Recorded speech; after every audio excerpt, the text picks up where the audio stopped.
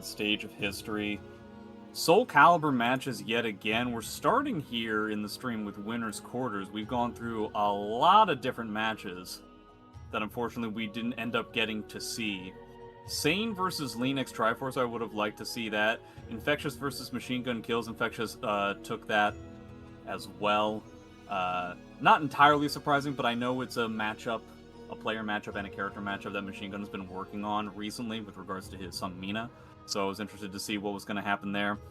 Obviously, the biggest one that we ended up not getting to see was Xephukai losing 2-1 to RipCityOutlaw. So that would have been a lot of fun to see. But, you know, these people are still in losers. So we might see them later on. The matches that we're going to be seeing up in Winner's Quarters, as you're seeing, Infectious versus SANE, so presumably an Ivy Mirror is going to be up first. And I do believe I was told that all the matches in Winner's Quarters are going to be streamed right off the bat. Is that correct? That is correct, unless anyone in Winner's Quarter wishes to play their matches. But it seems as though, yes, every match at this point is going to be streamed in Winner's Quarter. Well, so yeah, Infectious versus SANE is going to be the first one up, and then not in any particular order. We have Nowo versus RonTheTryhard. I'm sure they played many times before, but it's been a while since we've seen Nowo, so who knows what'll happen. Feremuntrus versus RipCityOutlaw. Again, probably another match that has happened at least a handful of times, but it's been a while since we've seen that specific matchup. And then Ruber versus Souzou, we've seen somewhere between 6 and 7 trillion times. Yep. Ruber has always done a very good job of beating Souzou, but Souzou has always done a very good job of beating Ruber down mentally. So I'm curious to see if that ends up happening. We've got an item here. We're on Indian board. SANE's gonna be, I would say that Infectious is for sure the heavy favorite in a situation like this. SANE's been around for a long time, but has taken a pretty big break. He's kind of coming back. He didn't get a pretty big lead up here. Gonna be not even okay. we're going for some cheese right off the bat. If there's a time to go for cheese, it's at the very beginning.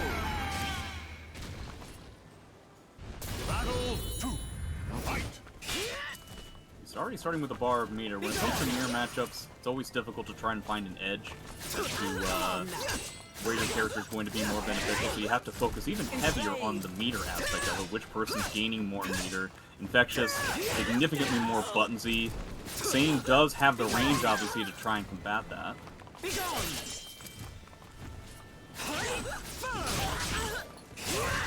two dips kind of going back and forth. Yeah, how do you like it, Infectious? It's always interesting to see an Ivy player have to deal with their own CS. Yeah, I'm curious to figure out something that we still don't see all that often, especially in online stuff, because it's harder to break CS in these types of scenarios. SS is really the money melon. So, oh, is that a Rio? I think no, but it's isn't he kind of close? There's the wall. Nah, you're not gonna get it. This wall's weird as hell anyway.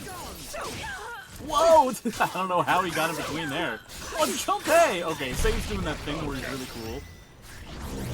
Okay, lightning does not strike thrice. But, I mean, hey, Infectious had to spend a bar, so if you're SANE, there are worse results to have in a scenario like this. Important for SANE to spend bar as soon as possible, I'd say. I would agree. He's already 2 rounds up. It would be very good to use that meter advantage. Oh, it is synced eventually. It's also just important because, like, if you think about it, we're just doing it. Okay, I guess 1B is just like, okay, we break the CS there. Alright. He tried to CS again, but he only got a normal grab. But you see how SANE started this round with 2 bars, but Infectious has built up enough bars to where the fact that he spent a bar to win his first round has kind of been null and void, right? So it's kind of a big deal. That's why you have to spend your bar really quickly so that you're building bar with your opponent and utilizing that advantage. SANE hasn't used jack so far.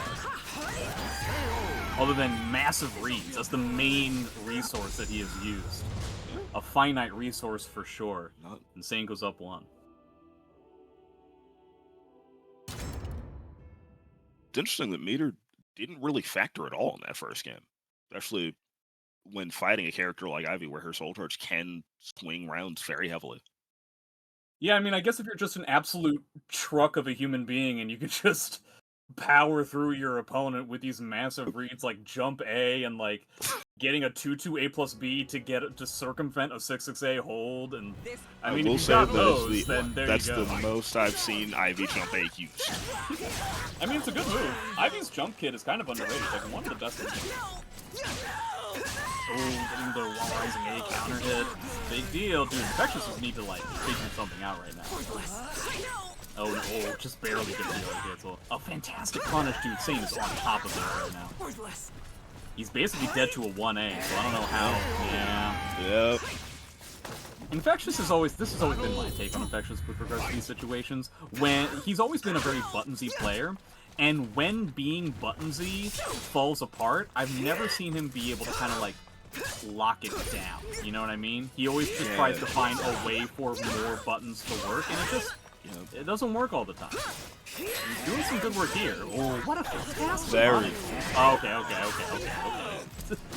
SANE, settle down. This is an Ivy player. Now see, this is what I'm talking about. Imagine these CS opportunities were SS's. Then you just can't break it. When I fall apart when an Ivy player uses SS against me. Dude, these jump A's. Is jump A the is that jump the, A is that the thing? Is this the move for this mirror matchup? Might be. Ivy jump A. Okay. Infectious with kind of like the first momentum he's had in the set so far. This is winner's quarters, and this is still 2 out of 3, right? So correct. This is potentially the last game. Dude, jump A! The tech crouch with 4-4-B. Classic Ivy setup. Ooh, doesn't get his full combo though.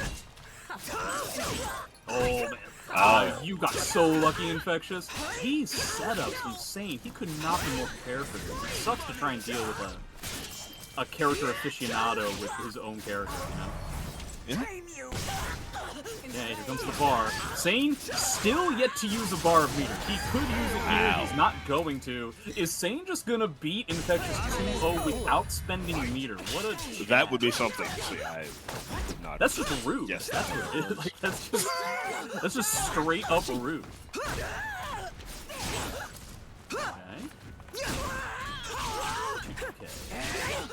Tiny hits.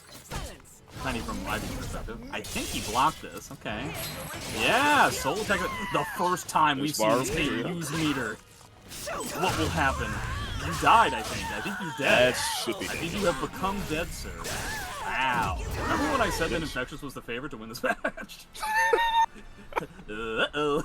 Uh-oh. My bad. I didn't think it was going to be such a big deal. Dude, even the game was surprised. The strangeness of that incorrect prediction has broken the game. Yeah, me being wrong and the game operating correctly, it just doesn't mesh. You know? I need to be infallible. So when I say that somebody's a favorite in the set, they're the one that needs to win. I mean, but not only did Infectious not win that, he kind of didn't even really come close. So that's not to say that Infectious won't come up with something later on, because a lot of that stuff was like setups and very big reads from SANE, and he's fantastic at doing that, but in general, it's really difficult to keep that up constantly. It's not a kind of style that just continues to be. It is indeed very volatile. There will be some point where a read doesn't work out, and that may very well decide one or more rounds. Just really surprised at SANE's propensity of just not using bar. The only time he used it was when it was a guaranteed punish. He never felt uncomfortable, never felt like he needed to pop it. Very, very surprising. So SANE takes that 2-0. Yep. Maybe they just, we were a little bit behind, and then they both left really quickly, and that's what, like, I think that might very well be what game. happened. That's gonna be my guess. We are playing traditional online, so unlike Parsec stuff, we are potentially gonna... Was there any, like, unfortunate PSN disconnections and stuff from yesterday's tournament?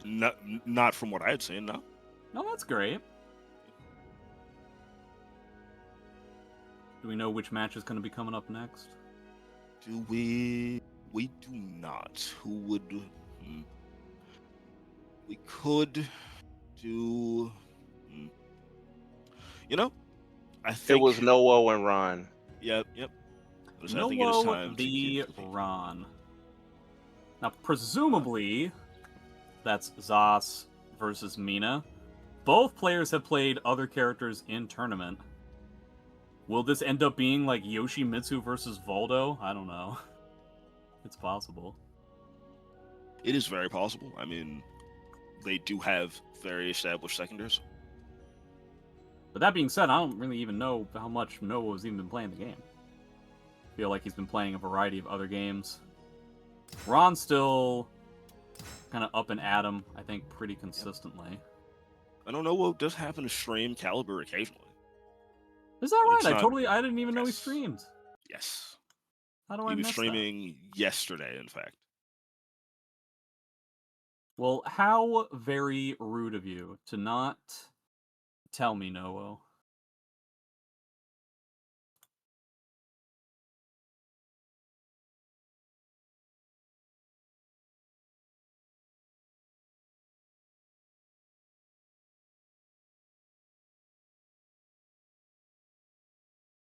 Yeah, I have no idea what the Mina Vsauce matchup is like. I'm just going to go off of the assumption that that's going to be the matchup, but I wouldn't be surprised. The least surprising character switch would be Yoshimitsu for Ron. But, yeah, Mina Vsauce, mid-range type characters, one with a huge amount of set play, the other one with a huge amount of damage.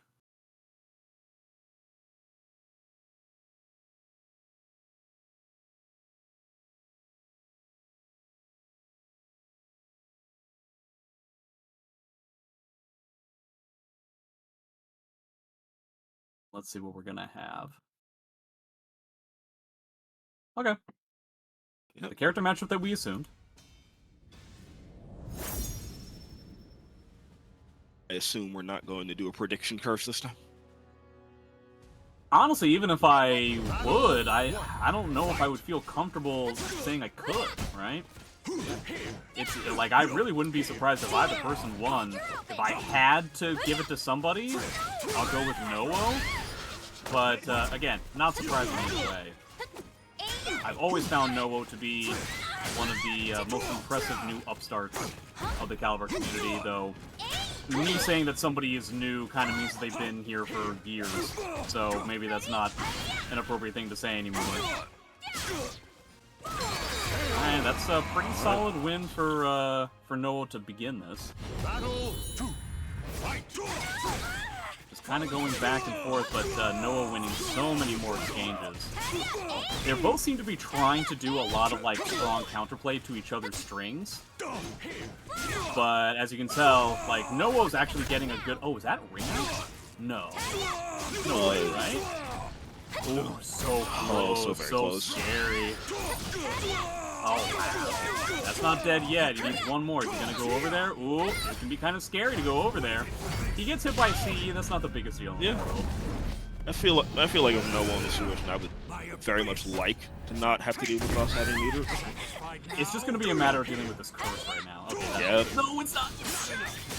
Oh, that's not already safe? Okay, this is going to be kind of a big deal. I think he's dead if he gets it wrong. If he doesn't. Nothing? Oh my god, I can't believe the spaghetti that's going on right now. Alright, that should not do it. Ron. 1.2 trillion verticals. He gets the step! Ron always talks about how that move, if they block the whole thing, it's plus 14 on block. So he would get a guaranteed hit there. Noah, one of the only people I've seen be fully prepared for the counterplay of just simply backing up. Ron clearly really irritated with the fact he lost that clutch round, and so now he's just decided to tear Noah in half for this round. Noah can get him to, I was about to say, if Noah can get him to spend the guard break, I think that's the only saving grace for that round, but okay. Ron trying to turn up the heat, I think. Pick up the pace. Noah wants to keep it calm and collected.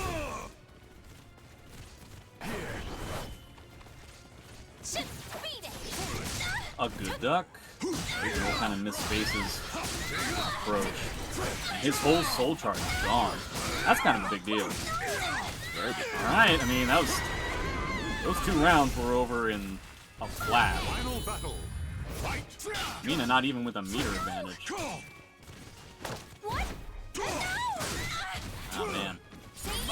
simply having an impossible time trying to find an opportunity to do so. Really kind of rare for Nowo. Another CE. He's got another one on top of this, plus the Dark Crush, plus the Curse. I feel like Noah has to just spend bar here and hope that it goes better than last time. Okay.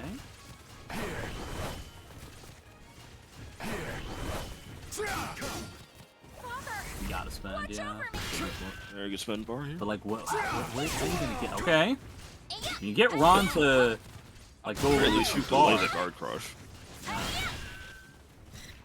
And that's it. That's it. You could potentially get another bar. 6-6B, it's not even 6-6B holds. And that's gonna be good. Really difficult situation just due to the guard crush. Obviously, 6BB is gonna be the way to catch the backdash, and Mina would typically want to go for a sidestep at a spacing like that, but sidestepping against Optimal is easier said than done.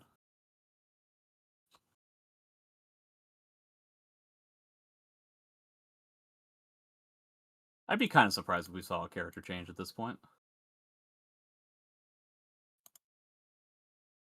Yeah. I don't know what other character you would decide to pick into. Be weird to go with Voldo. Warmed up, yeah. Be weird to go with Mitsu. These are the characters I remember him playing. Battle 1. Fight. Man. Ron was thinking surely he won't duck for the third RE cancel, and the reward is just simply too high. It's too tempting. Ron matching immediately when he gets hit by a stand kick. It always has to be appropriate to try and challenge a character that's frankly very poor up close. Wow, he GI'd. Alright, gets a re-GI. Mina not really building a lot of meter, huh? Which is very rare for the character. It's indeed atypical for Mina. This kind of goes to show that he's not really getting a lot of opportunities to play the video game. Like, it's kind of a lot to make it so that Mina isn't building bar. Okay, built some there. Clearly that was the whole point of that. Oh, he's just going for guard damage, makes sense. Yeah, one of the weaknesses of Mina is why she's not considered one of the best characters in the game anymore. She has these holes in her pressure that make step ducking very, very powerful. You just have to be right about, like, you know, if Mina gets a 6-6A, kind of who cares. Ooh, screwing up the BD so that Zos gets all of this. Yuck. Ooh, is that dead? Gets a dead trap into a tech trap. Gross. Yeah, decides to spend bar. We haven't really seen a whole lot of success out of this yet. Still able to block. No, he PIs those. I already know that. And it's probably slowing up animation where he doesn't even have to guess on the second hit of the string. He can just kind of like wait for the animation of the second hit and then GI accordingly. Might be worth it just to try out a 2B and see if you can catch a GI on Noah's side.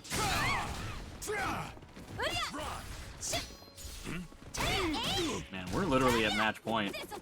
All ready for Ron. Yep, he guesses correctly on that too. And there's the second duck. Yeah. And you have to deal with double markers. This could potentially kill here. This could potentially be good mix. No, that's not gonna do it. He decides to stay on the ground. Third time's the charm? No. Well, not yet. Yeah, he's still able to block. That sucks. You can't even get a whip on it. Dude, you can't use these 2B strings. Yeah, it's going for guard damage. Ah, man. I'm not ready for the RE cancel. Boy, the first 2 rounds were all no-o, and then it all went downhill. And like once Ron figured out how he could exert the tide of the match, he kind of just ran away with it. Really just understood, okay, I don't have to do much except itemize strings and really just enforce the game plan that I want at the pace I want. Yeah, it really felt like he just picked up the pace and just started playing a lot faster. And Noah wasn't able to figure that. Right. The RE cancel was really tough for Noah to deal with. The A guard plus B damage. cancel as well. Yeah. Not to mention the full elimination of Mina Soul Charge, which is in the running for one of the best Soul Charges in the game, as far as I'm concerned. Yeah. But I'm also not able to do all that pressing buttons and then being able to block afterwards somehow. Yeah. All right. So next we have. Next up, we have Feremuntrus and RipCityOutlaw. Like I said, RipCityOutlaw beat Zeph in order to get to this situation. Yep. Zos versus Siegfried. No idea what that's like. Presumably it's 5-5. Similar characters at similar ranges. More string pressure, I'd say, from Zos. One of the benefits of this matchup is that a lot of the things Zos wants to do in terms of horizontals, base hold does not grant Siegfried a lethal hit for, so that's very nice. Mm-hmm. You can still run a lot of your space control and movement control without really fearing that you'll blow up for it.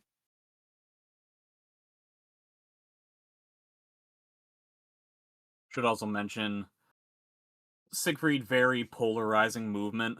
Backdash is either the worst or at least one of the worst in the game, but it's supplemented by one of the best sidesteps.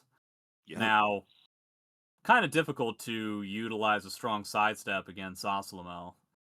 So that kind of movement will be a little bit more difficult to use.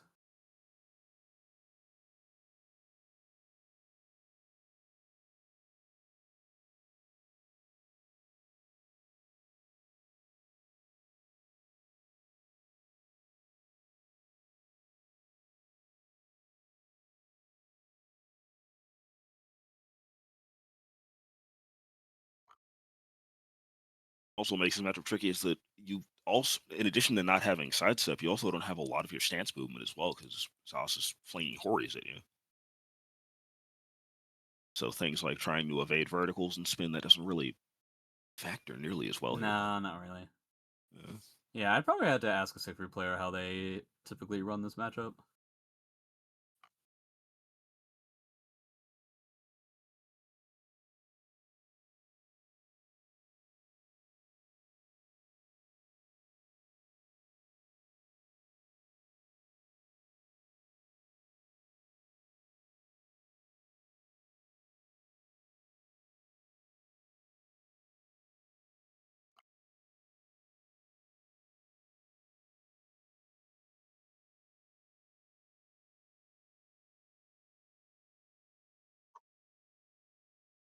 Okay.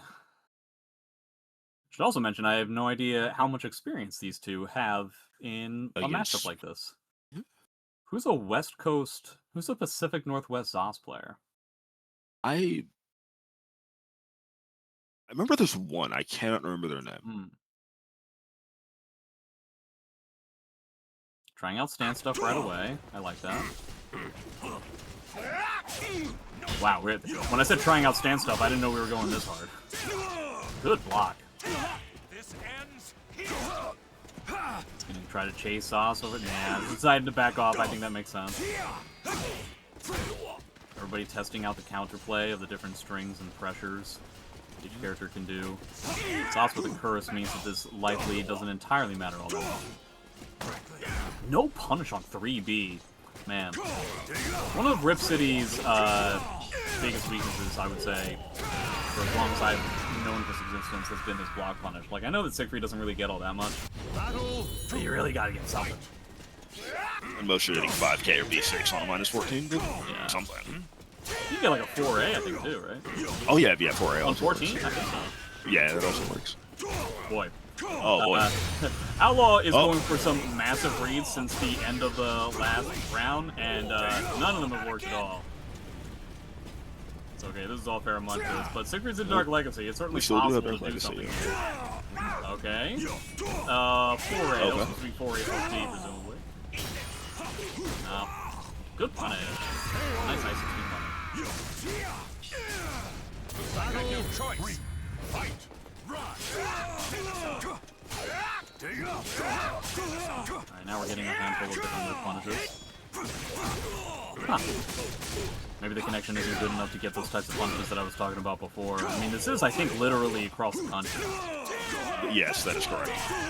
So like that Florida certainly makes too. the whole block punishment thing that I was talking about a lot harder to pull off. Yep. Oh man, these 4-4-Bs are just not working out. Zaz really isn't a character that, like, what's the point of doing a jump in this situation? You're trying to, like, jump like a 1B, I guess? Yeah, see, like... 1B, 1A, I guess. It's like... But none of these moves are all that good in the first place. Like, I understand that Feremuntrus did a few 1Bs, but, I don't know, this is like... And, like, virtually the whole rest of the kit really slaps you down very easily. Yeah. Like, he doesn't even have... All of those times that he got hit out of 4-4-B, that wasn't because Feremuntrus read 4-4-B. That was just incidental. He was just... Yeah, he just happened to use buttons that also work to do that. Yeah. Yeah, I don't know so much about the 4-4-Bs. I don't really think they're working out. Oh.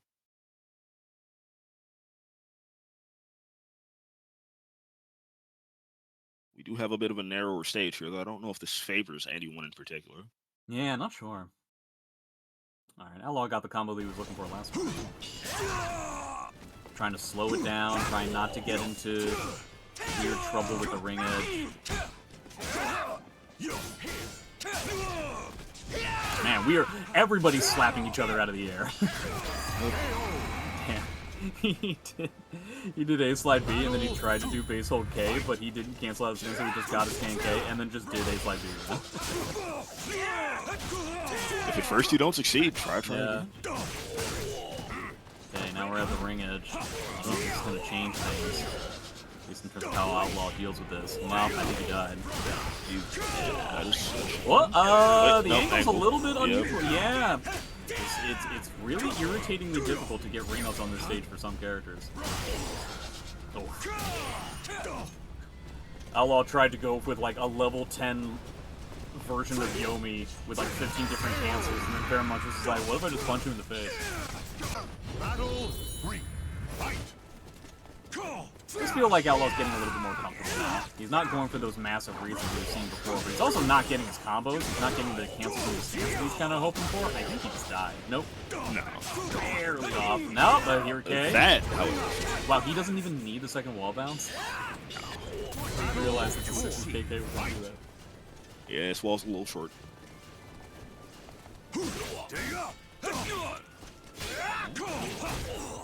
Ooh, what a challenge.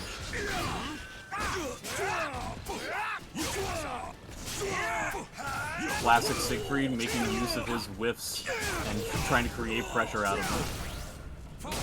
That's gonna do a lot. The 2-2A just hits, huh? Okay. Alright. Didn't get to spend the R either, that kind of stinks. But okay, 2 bars to 2 bars. Feremuntrus gets the set if he wins this round. Nice. Very good punish. Man, that's crazy. So Noah wasn't able to use 1B in Soul Charge to punish that. Siegfried can just use a teleport I-20C.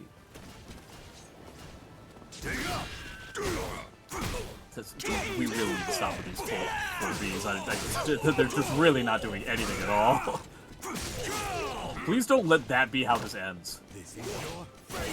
Alright, Dark Legacy time. Okay. Ooh. Is that dead? No, you gotta worry about the CE. Oh, very smart Soul Charge activation. Now eliminating Dark Legacy. Force the spend back, so Soul Charge versus Soul Charge. What are we gonna do? Zos in the driver's seat. Zos gets it. Gets the low. That's gonna do that. So that will mean that Winter Semis has 2 Zosses in it. That is correct. How incredibly unfortunate. Yep. I certainly wouldn't want to deal with losing a third of my life for a whiff punish with a single curse. Well, it's also kind of difficult in those types of scenarios to deal with as one of the opponents. Because at some point, somebody's going to, let's say, hypothetically, Ruber goes up against, Feremuntrus, right? And Feremuntrus is a pretty unique kind of player. Ruber has a pretty good amount of experience with it, but he's playing against Zos in a particular way. And then if he were to win and then fight Ron, that's a radically different type of play style with the same character. And that can be very challenging. to deal with the Right. same character in a wildly different style. It's difficult. It's too tempting to do the things that worked against the first sauce against the second. And that would just be a thing where you now have to immediately try and adjust, and that may cost you maybe a few rounds, maybe even the first game of your next set, because you're just Yeah. not fully used to how the other Zos wants to manipulate the same character that you just fought. Assume a lot of Wednesday night fights regulars probably had to deal with a very similar thing whenever they're dealing with Ivy or Yoshi, some of the more common characters that we see in those scenarios. But yeah, we may not get to see that. Ruber versus Souzou is presumably the next match to fill That out is our correct. winter semis.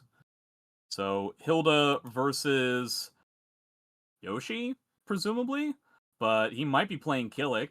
I've been seeing him play Killick kind of a lot.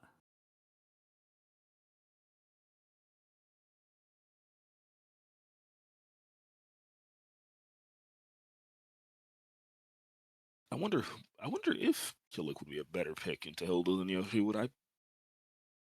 The only advantage I'd imagine is your range is slightly longer. Well, it wouldn't be Ruber playing Killick, it would be Souzou, right? Oh, that's exactly why I asked. Like, Uh. would Yoshi and Hilda be better than Killick and Hilda? I'm not exactly entirely sure. The only I think problem it would that more Yoshi have to do has- with the comfortability, but it's also just like, you Yeah. know, very Yeah. similar to, I presume, Xephukai played Cassandra this whole time. That's my guess. I'm going but, to assume Sozo has been playing Yoshi up until this point.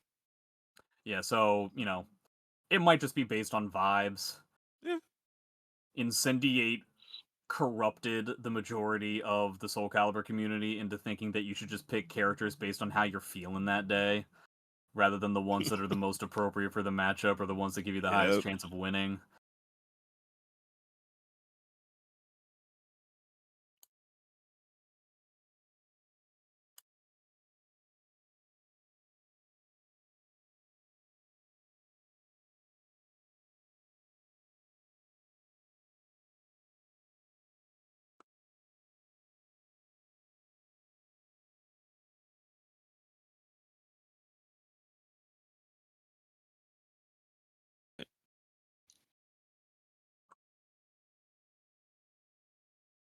Okay.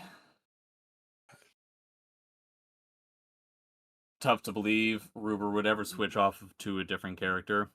There was that brief shining light when we got to see a Ruber Raphael, but it was confirmed to me about a month ago that Ruber's Wrath has died, and we will never see it again. Such a shame, The that. cacophony of It was pretty boring. It was a boring, as you might expect from Hilda. Or from a Hilda player. Now, it is important to note, similar to what we were talking about before, Ruber played against Ladon as his first round, and I happened to watch that match, and it was done on this stage. He played against Luchi earlier today on this stage.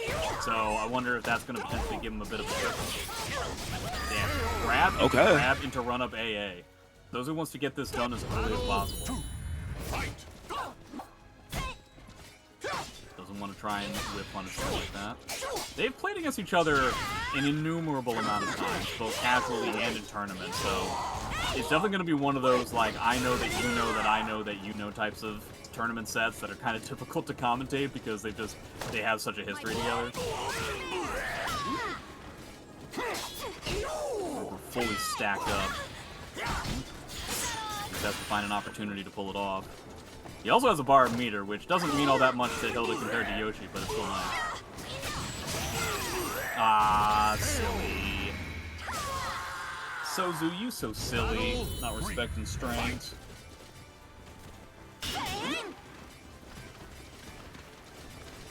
Wonder if Ruber's going to find an opportunity to spend this bar. I wouldn't be surprised if he decides to keep it. Hilda meter, kind of unimpressive. But it's just for the sake of having that level of an advantage. Now I can kind of see holding it because I was only interested in using it when Souzou wouldn't be able to spend back. And just like Ruber just wants to go with the guard damage as his main mode. Wow, we GI an unsafe move on block. It's an interesting choice.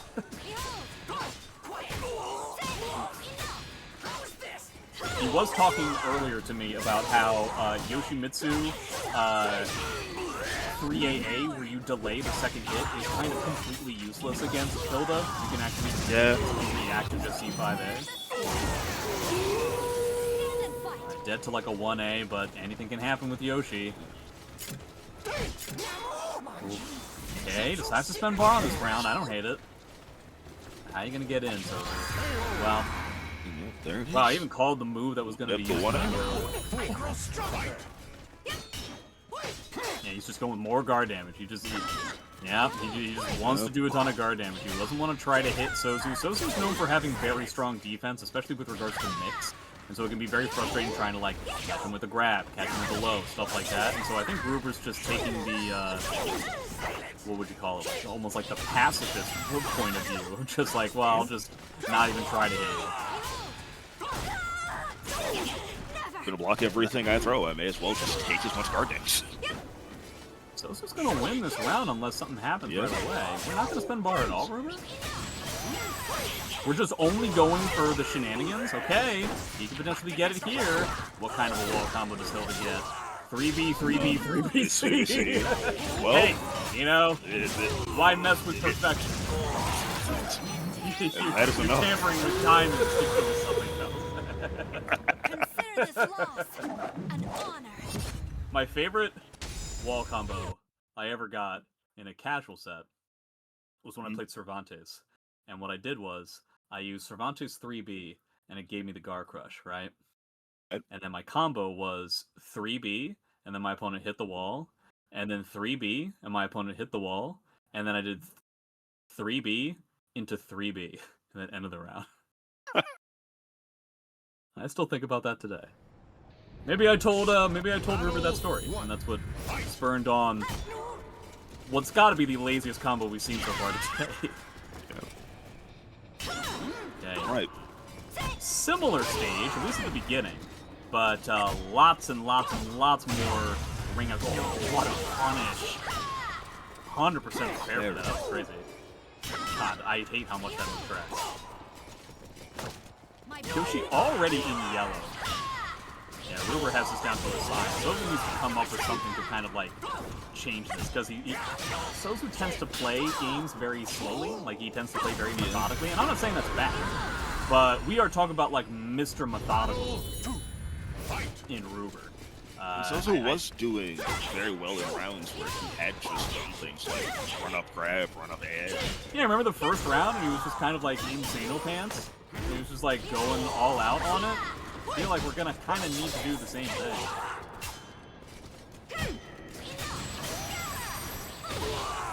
You know what? I appreciate the attempt. It sucks that we ended up dugging, but this is all Ruber right now. Like, Ruber just has this. Not even gonna have to spend bar. He probably wants to try and stay away from using the Gar Crush, and he successfully does so. Now, I don't even know how Souzou does this, because one of the other problems is the fact that, like, the walls are still blue. So, like, he can't even get, like, a wall hit into a ring out for some Yoshimitsu keys or whatever. He's dropping his combos, too. Souzou's, kind of placated to defeat here, it seems. I feel like turning up the heat very similarly to what Ron did against Noah would be the way to go. But it's easier said than done, I understand entirely. Man, Yoshimitsu isn't able to even do this with, you know, with meter. And that's gonna do it, boy. We had like one round, and then it was all Ruber show. He slowed it down to an absolute crawl. Yep.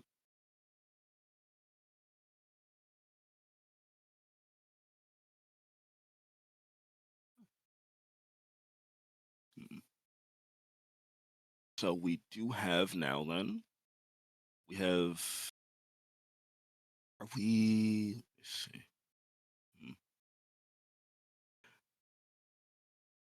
We have the option of doing SANE or Feremuntrus. I'm pretty sure we're going to do SANE and Ron since Ruber just fought. Yeah, makes sense. Ivy versus Zos. Ron has had an incredible amount of success in this matchup in the past. even forcing Incendiate to go off of the character.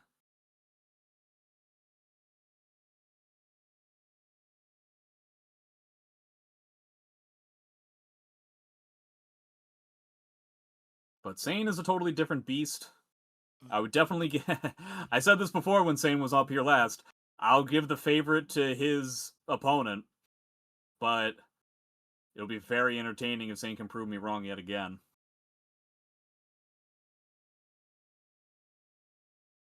Some of the stuff I'm seeing down in the losers bracket, Noah is officially out of the tournament. Roarshak is actually going to be going up against Xephukai. Xephukai just beating Infectious. Infectious versus Xephukai in losers round 4. Already occurred. RipCityOutlaw beating Linux Triforcer. And then Outlaw's going to go up against the winner of Souzou and Infidelity. Infidelity, who I think got, second place in yesterday's PSN tournament, right? That is correct. Yeah. So, might see a little bit of Maxi. Have to beat Yoshi in order to get through. Which I believe he did in the PSN tournament, but I'm not sure. Okay. Ron typically swears by, I think it's 2-2B plus K from Zos in this matchup. But again, SANE plays a significantly more aggressive type of IV gameplay than what Ron might be typically used to. Okay, it was an okay punish. Zos already down half health, which typically doesn't mean anything, but he also doesn't have any curses. Ooh, the SS, here we go! Now this is what I've been waiting at. Now this is pod racing.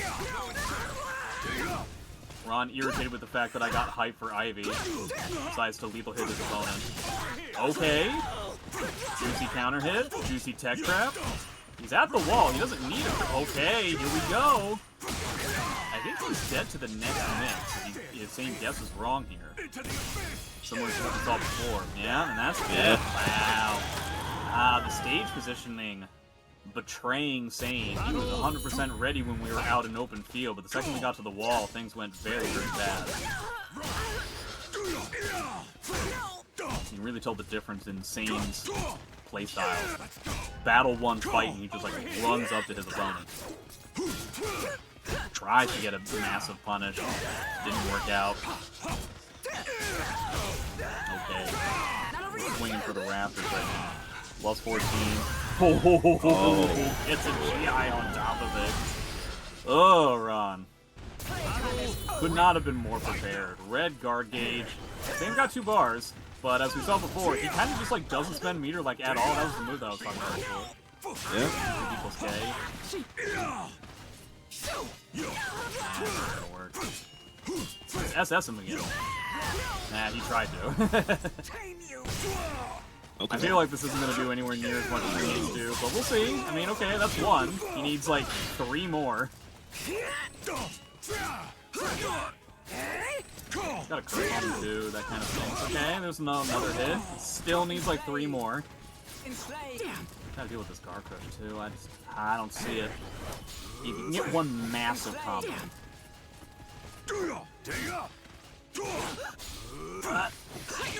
Okay. Oh, that could have been a 3D lethal hit, I thought. Needs 1 more. Can he do it? No, he needs more. It needed to be a better punish. That move's actually massively punishable on whiff. I didn't get the full. Oh. Battle 4. He's trying to punish it, but Ron's a little bit, jumps the gun a little bit. Kind of poetic justice with the massive comeback he got in the first round, but like, SANE needs to do this 2 more times. Yeah.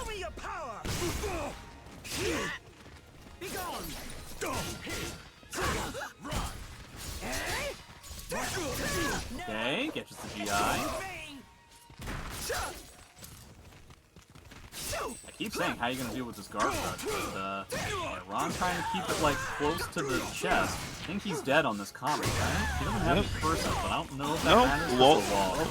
Oh, man. Okay. The stage came this close to giving SANE an additional saving grace, but SANE was also too surprised at the lack of a second wall bounce. Didn't work out.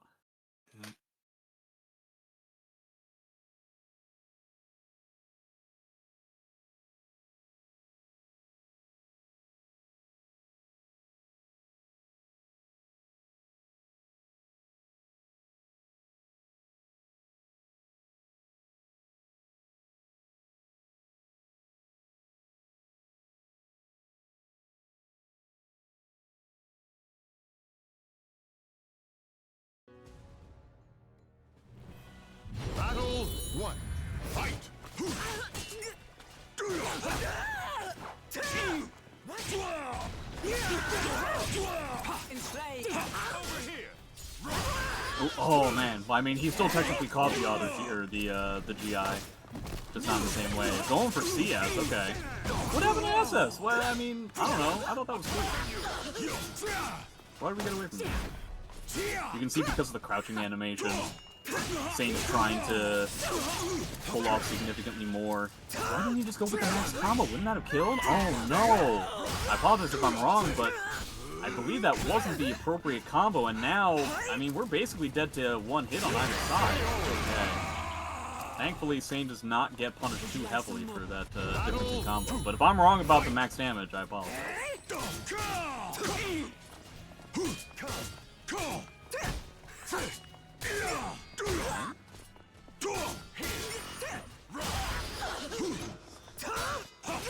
I'm being very aggressive post 60B on block. -8, but ooh, a just frame SS. Fancy and/or schmancy. SS kind of the only reason to duck against Ivy as far as I'm concerned. You can definitely tell that it's affecting Ron. Okay, decides to use the Guard Crush for this round. I don't hate it. He's been building up Guard Crush so quickly, you can get another one. Battle 3. Fight. Lots of meter on Ron's side. We'll see if he decides to use it. Doesn't seem like SANE is used to that move. I wish I can remember the input for it, but it is massively punishable. It's just that he's so far away. The Wall Rising B plus K? Yeah, that one. Like, I believe Ivy will not have a problem with the range. Could relatively easily punish it. Fantastic read by Ron again on the GI. Okay, here we go. Now, he doesn't have to deal with the Guard Crush this time, so this comeback is significantly more doable. But his meter's gonna go away. Oh. It just really feels like SANE is just trying to do command grabs right now, and I feel like that's a bit too two-dimensional. Yeah. He's just doing like run-up grabs and stuff, and Ron is just continuing to play his game. He's got a lot of meter. Yeah, he can kind of walk around and stuff. SANE, I think, has kind of become a bit too narrow-minded. So he either needs to be hella successful with his game plan, or he needs to change it. Yes, he's just only doing command grabs. Okay! Blows up the bar! Oh man, what a duck. So Ron's getting irritated by the command grabs, twitching, and just generally ducking a lot more often. Ooh, almost a fantastic whip punish. That would have been insane. Decides to spin bar. Another command grab. He just wants to win off the command grab. Is that it? It is. Okay. Ron with a potential Guard Crush and a bar versus Ivy double bar. SANE not really using meter as of late, but we'll see if that changes this time. You can already tell Ron is going for the guard break. Yeah, I like using this meter. Problem is, like, how are you gonna use it? Okay. Dot's getting a little bit too ambitious there.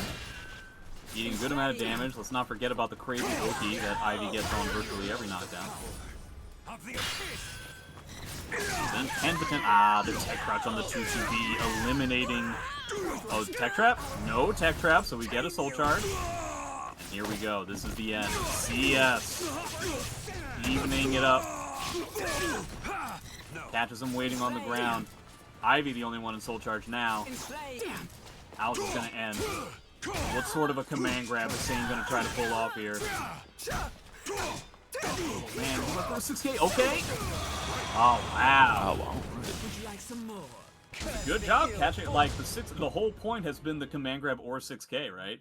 As just like a counter hit tool.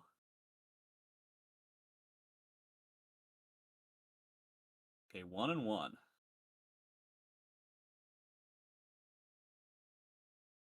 Is this the first? Yeah, this is the first time we've had that since the stream started. All the winners' quarters were 2-0. You get 3 matches in winners' semis. That's our guarantee to you, the viewer. If only you could guarantee to click those Matcherino codes. I assume there are still a few left. That would be correct. There are indeed a few left.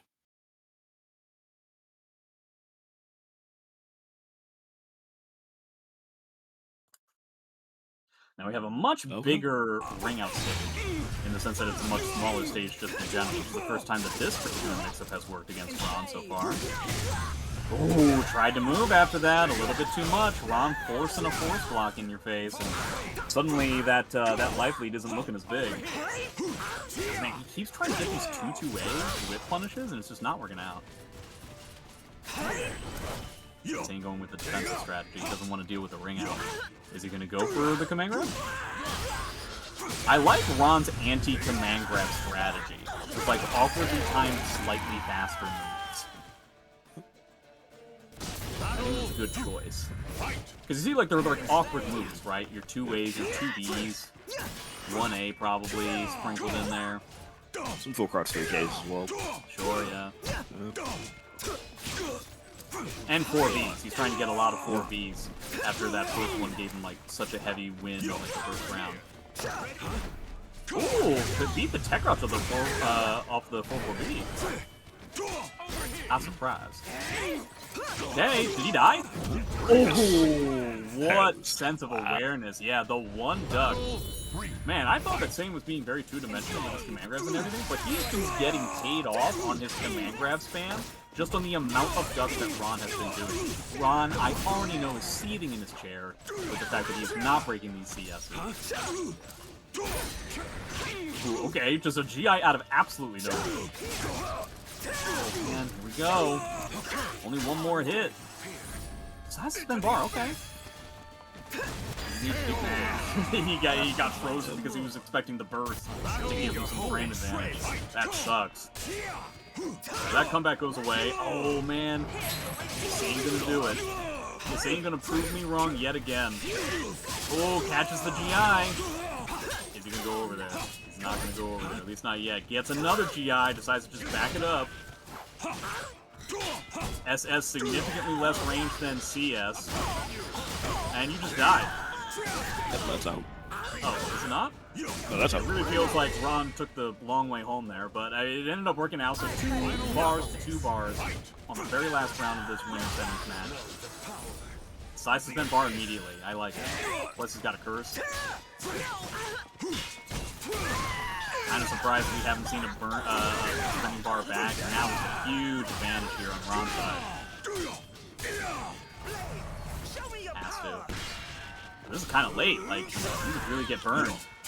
Or cursed in this case. Everybody kind of forgetting about Joss's reversal edge cancel. A little bit of use of this wall. Joss only needs one more hit. Decides not to keep it for CE. Okay. Caught him. It all comes down to this. He catches it yet again. He needs one more. No, no, that's dead, isn't it? That should be dead. Wow. Man, he did so many low grabs. Such an unbelievable amount of low grabs. 2 low stabs he did, both granted him lethal hits.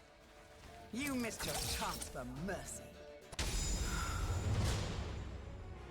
Man, this just goes to show, like, SANE is so good at doing this thing where, like, I always, when it comes to just, like, a straight-up 50-50 mix-up, right? I always imagine in my head when I'm explaining the concepts to people that it's kind of like a seesaw, where it's like, you typically want to have some level of a balance between the choices that you're going for, and SANE kind of does the exact opposite, where what he did really felt more like an 80-20. Not only did he command grab a whole lot, but he projected a command grab over and over again, right? He just literally sat there, stood there in front of his opponent, and just, like, worked with command grabs.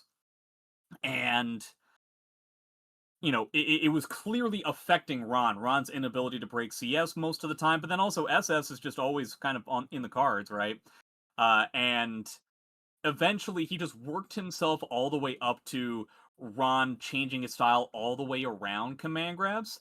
And I think because of that, that's how he netted 2 rounds. Specifically, that GI, when Ron was near the ring edge into a 2-2B, which you typically wouldn't duck for. And so, very impressive stuff. Okay. We've seen one Zos, now we go back to see another. We have Feremuntrus and Ruber. Literally every match that Ruber has played, I think, in this entire tournament has been on this stage. That's... And I mean, hell, especially in this matchup, I bet he'll take it. He doesn't have to deal with any of that ring out horse shit. I know that Ruber hates playing against Feremuntrus. Much like he hates dealing with anybody that'll force him to press buttons for even just a moment. Double curse, kind of a big deal. Ooh, man. Feremuntrus going for massive, massive reads right now. Okay. Well, combo could have been... The opportunity could have been better, but Ruber gets that hit. Battle 2. Fight. Ruber doing a pretty good job of corralling some of these big-time reads that Feremuntrus tends to like to do, and Hilda has the damage to back it up. Ready? The eyes, sort of, at least. It is actually important to note here that if Feremuntrus does win this specific set, he is in contention to potentially win both of our events, as he was the winner of yesterday's PSN. Does he get some sort of, like, a title if he does that? Like, you know the phrase, like, he got, like, an Emmy, a Grammy, an Oscar, a Tony? Does he get something for winning PC and PSN? PCN? He would, in fact, get 2 championship rings. Wow. Only needs 2 more and he can, like, hoist up a tiny table. Rubert's like not to spend bar, fully confident just dealing with Zos so charge. Hilda has to deal with a bit of guard trouble, but he's up 2 rounds, so I think that's dead. No, he's dead to the MICK. Wow, he beat the CE there too? How? I guess it was a high? That was a high and no curses, so yeah. Wow. Solid job by Ruber. I'm assuming Feremuntrus will be positively giddy to get away from that stage. Now, it's also important to note if Feremuntrus loses this set, that doesn't necessarily... If I remember correctly, Feremuntrus won yesterday's tournament from losers. So if anything, he might be trying to do the full Monty all over again, just because it had so much success for him in the past. That is certainly a strategy. Battle 1. I wanted to also mention Souzou beating Infidelity. We will not be seeing a potential rematch from Infidelity. So Souzou going up against RipCityOutlaw in Losers Round 5. So we're not going to see that match, but that's what's going on in Losers so far. Another very fortuitous stage for Ruber, I'd say. Now, again, ringouts aren't really nowhere near as bad as they would be on other stages, but now you've got all the space in the world to roam around. It's got to do with this curse. I don't think that kills. Whoop! That is just enough, boy. Battle 2. So calibur really putting the kibosh on a lot of the stuff I've been saying today. All the different times that I've said Sane's not the favorite, saying that ringouts aren't a big deal, and then we immediately get one. Wow, that didn't hit. It was literally inside Zos' torso.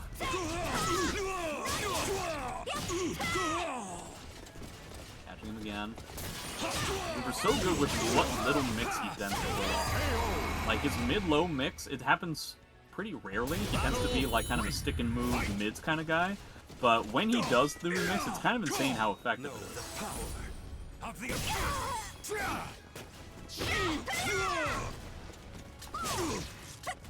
We're knowing Feremuntrus' propensity to do a lot on a whiff, and is kind of giving Feremuntrus a wide berth, catches the dead trap there.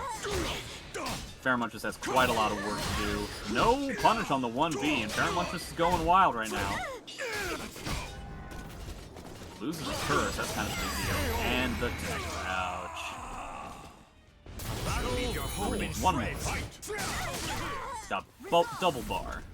Decides to actually spend it, I think for the first time, maybe ever. Huge combo here. Decides to drop it for his command grab. Classic reset. He's getting all of his resets, his dead traps, his tech traps. Traps on traps. Decides to back up all the way to the middle of the screen to ensure no shenaniganery.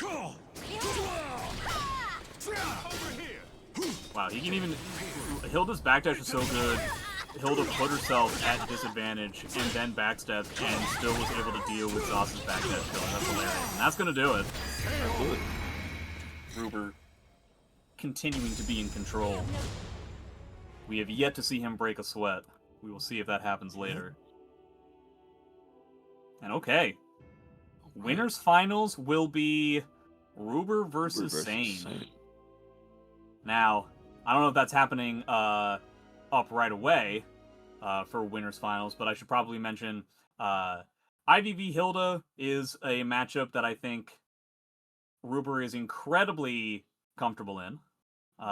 Hilda does very, very well, uniquely well, against Ivy, as 6-6B plus K is one of the few moves in the entire roster of the characters that allows you to punish 6-6A hold from Ivy. That tends to be what makes a matchup bad for Ivy, is that if she doesn't have the ability to just wing her super long-range stuff, it can be a lot more challenging. Mina 1B is a strong example of this, as a good punish for that. As well, 4-4B lethal hit, another good example for this.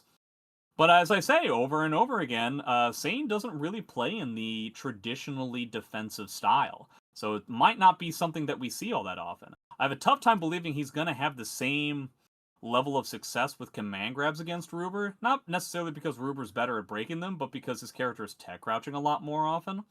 So he can just kind of incidentally beat them while he's maintaining the pressure, which is not really something that Ron can pull off with SouzouLion anywhere near as much. So I guess, for the sake of tradition, I will say that Ruber is the favorite here, which inevitably means that SANE will win. It's a good thing that you aren't picking World Cup favorites. All right, so what it seems happens like when the World Cup is over? Do the people who win the world? That would be quite the prize, wouldn't it? It's a lot of responsibility. Yeah. All right. So we are going to see winners finals. We will have Ruber versus SANE. And this, as per all finals, is a first 2-3.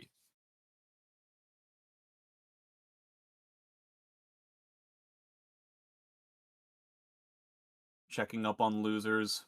SouzouLion 2-0 over Outlaw. He will be going up against Ron. Golly gee whiz, I wonder if they played against each other before. And the other losers match is going to be Xephukai versus Roarshak, who I think we're still kind of on the fence as to who Roarshak is. He's a Raphael player who's shown up in a few things. Some people have thought he's been a certain Raphael player who shall not be named. Some other people consider him to be potentially somebody else from way back when at the beginning of the game. Not 1,000,000% sure, but he always tends to do pretty well. Yeah. Roarshak went to losers pretty early on from what I'm seeing. Yep. Where were you? Yeah, he lost 2-1 against SANE. Yep. And then he has been just a steamrolling. He beat Incendiate, who lost due to disqualification. 2-0 against Ladon, 2-1 against Duelaman, 2-0 against Nowo.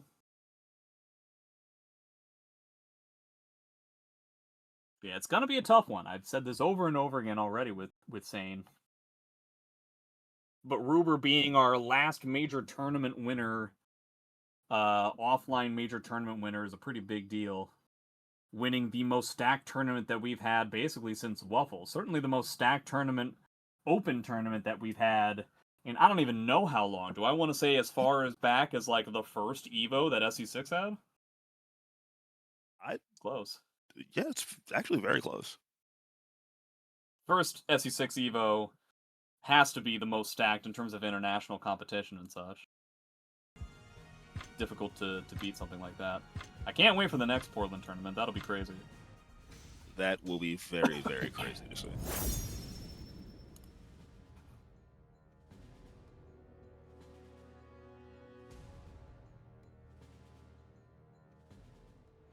this.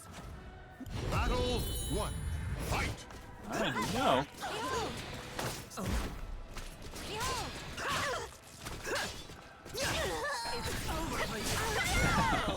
Yeah, I don't really know so much. Those traps have really not worked. It's so incredible to me how SANE, like, packs in such a straightforward game plan in so many scenarios, right? And it still has, like, and it still works. And then he, like, trims up his playstyle with, like, garbage water. Just these, like, traps that just don't work, don't have any success, but I'm willing to bet that if you were to ask him, it still has some level of, like, it needs to be there to, like, get the opponent off guard. Ooh, I know Ruber thought that was gonna kill. Now we're gonna have to deal with a mix here. He gets it, SANE gets the first round. Battle 2. Fight. Damn, Ruber should have left the room because it shows him as like a 2-win streak, and it might screw up the scoring, but hopefully that'll be fine. Whoa! 6 of speed, just not having any hitboxes at all.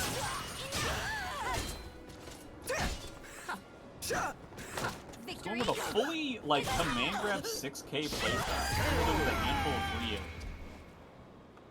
of 3 Battle 3. Fight. Now, I do feel like SANE should be spending meter. Oh, now see, that's the thing that Ruber always wants to check on. Do you sidestep 6 of CB? It's always an important piece of Hilda counterplay, and not a lot of people end up pulling that off. And now if he knows he can get away with that string against SANE, it's going to be a pretty big deal down the line. SANE trying to use the stage to his advantage. Yeah, 6 of C plus K. Such a big deal in this matchup. Oh, tries to get a massive punish. It probably wouldn't have killed, but it would have been close. Oh, no, you caught him out of it. You caught him out of the unblockable. Ruber couples back by ducking the grab. There it is. There's that. Well, we didn't really get that fantastic of a punish, but we're seeing a ton of counterplay here. This can go either way right now. Okay. Are we going to see a meter spend? We're going to keep it.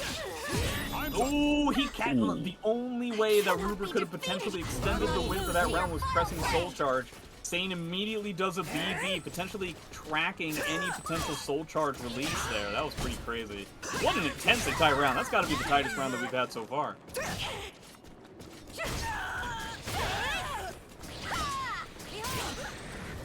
Just trying to use tech crouches to deal with any potential command grabs. We haven't seen any command grabs, but the threat is still there. Oh, there he goes. There we go. At least that wasn't a bet. It's not like I said, oh, we're never going to see any command grabs. At least it was like, oh, we haven't seen one yet. SANE heard me. I'm giving SANE live coaching, by the way. I hope that's alright. Is SANE really not going to spend any bar? Okay, there we go. There we go. I have to mention it on commentary or else it doesn't happen. It's like a Schrodinger's bar. Like, it just doesn't occur until I mention it. SANE has the meter now. He potentially has to worry about this guard grab. Possible that it won't come up. You can definitely tell that Ruber's gunning for it. Yeah, these 6P plus Ks, the main reason is to get that guard damage, but he'll certainly take just eating tons of damage. And now, I don't even know how you... Okay! Okay. Wow. Alright, he gets a knockdown here. He has meter, so he has to be right about this. Ruber, if he's right about one thing literally ever, then he's gonna win. A jump B! That was his choice? Wow. Was that really what he wanted? What does that beat? Was he just like betting on Ruber getting up and pressing a 2A? Man, 2A, that would have 1K been maybe? such a read and a half, dude. That would have been so insane. That would have been the biggest read of the night. Oh man. That was like 1.5 rounds of like the closest stuff that we've had so far.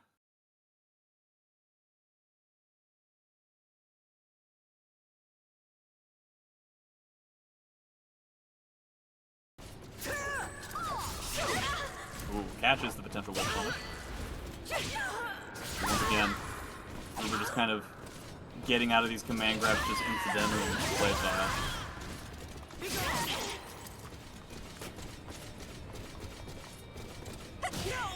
We are awkwardly walking around. Nobody wants to press anything bad.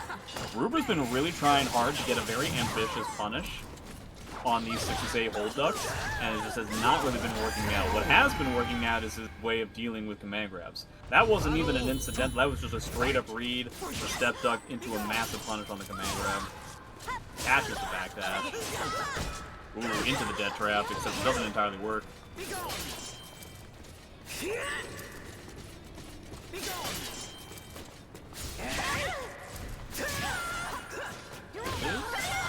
Ooh, that was a punish, I think, on the whip. Gets the death trap.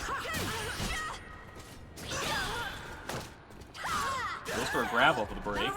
Again, he's dead to anything. Ooh, man, he caught the duck. Thought that a command grab was coming, I guess. Okay, SANE. SANE doing that thing where he's just, like, really, really good. Doesn't fall for the... Oh, yeah, Ruber was looking... Or, SANE was looking for the GI on the second hit of 2-2A plus B. Ruber not falling for the bait, not falling for the punish. Ruber continuing to go off to a pretty solid lead and then just backing off. Letting the game come to him. SANE does indeed grab. Trying to catch a 3A there.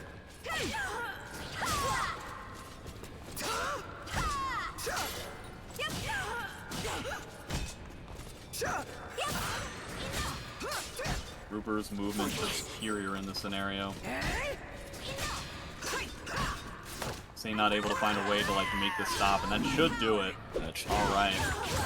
Ruber up 2-0. And this is the thing, that typically speaking in this situation, I would say that for SANE, he needs to come up with one of two different things to do. He needs to either start putting on the pressure, which is typically what I would advise people to do against Ruber, but that's a lot easier said than done. We've already seen that SANE typically does that, and he has been trying. And it's just command grabs have just been wiped out. So, and he's eating a lot of damage when there's a duck, right?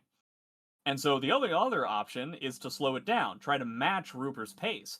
But 6B plus K makes that kind of impossible to do as well, so the matchup doesn't really allow for something like that.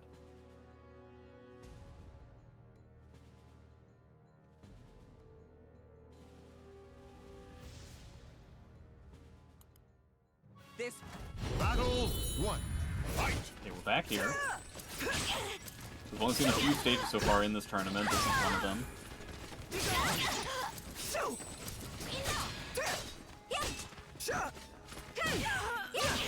SANE's just gonna have to find like a happy medium. It's just like a happy medium just makes it so difficult to keep this up. This is the first time we've seen, yeah, and then just every once in a while you eat a 6B plus K. It's so difficult to keep this going.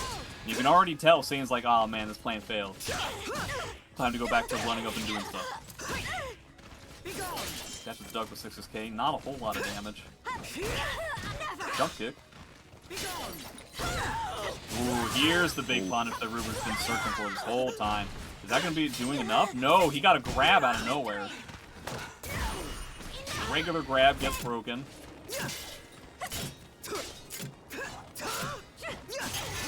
Oh, wow, that whiffed! That was so close. The Ivy backdash coming in clutch for SANE. SANE's coming up with something.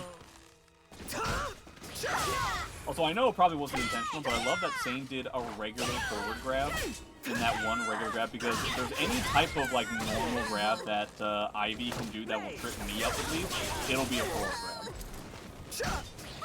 Ooh, catch for 2-2K, but no punish. This has been all SANE so far. The jump A, dude, maybe this move is actually crazy good. It's like, Ivy has too many good moves and people forget about it. Her jump kit is so strong. I honestly can't tell what's better, her jump kit or her wall rising kit.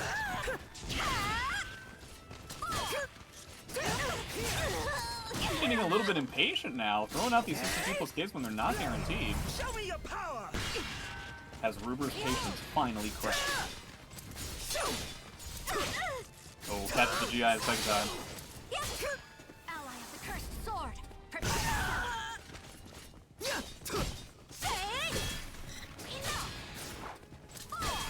Try for a command grab, no punish. Attempted punish, but it didn't work out. Now, we've been saying that, like, Sane's kind of on a roll, and he is, but he still technically hasn't won a round yet. Here it is, okay. Yes, the full crouch 1B. Probably a type of tool that you can use a lot more against Hilda than you would against other characters. I would be willing to bet that Hilda's punish is typically pretty bad in that kind of scenario, if it works at all.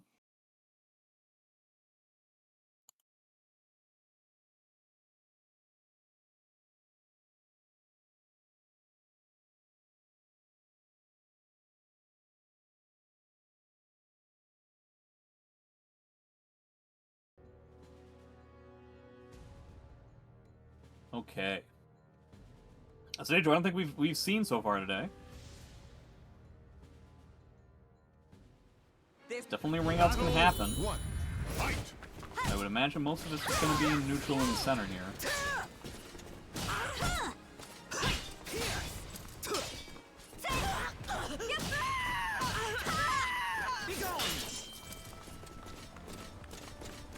Already with Spear Regalia. I don't remember the Regalias really coming into play much at all so far in the set.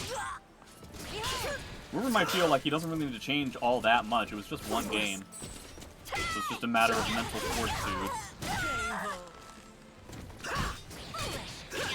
And not getting that punish on that 2-2K. I wonder what he's supposed to get. The connection just isn't strong enough for him to get his max damage. So it's like, do you continue to go for it when most of the time it's not going to work? Or do you just go for something that's probably worse?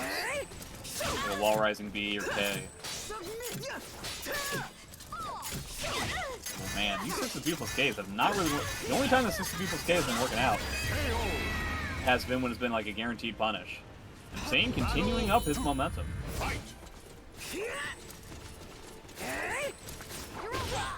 Oh man, see, like, these command grabs are just, it's so tough to get them to work. I don't believe that Ruber's really trying to deal with him in those two scenarios. I think he was just happened to be tech wrapping there.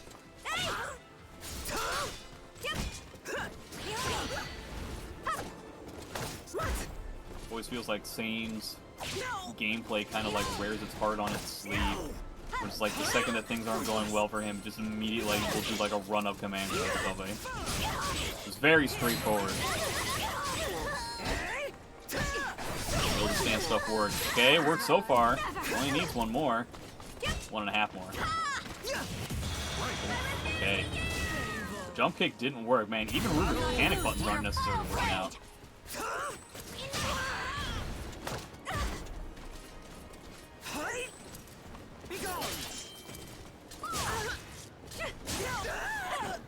Really interesting. It really does seem like Ruber is just chucking 6 people's Ks now. Not waiting for the potential whip.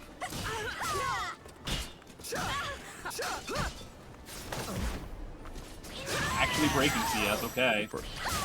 Huge amount of damage there. Yeah, he's just jamming it this time. Ruber has had enough. But Sane can even this up with just one more round.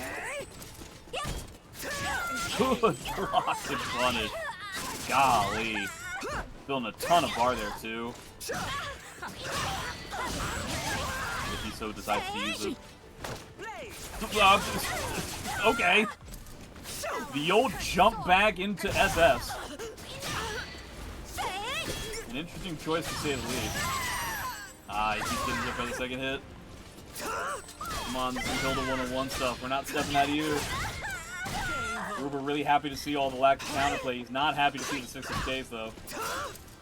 The jump A doesn't work for the first time in the tournament. Oh, you know the 6K is ramping up from Ruber. The jump A does not work again. Colossal failure. No, wow, 2-2K is the first.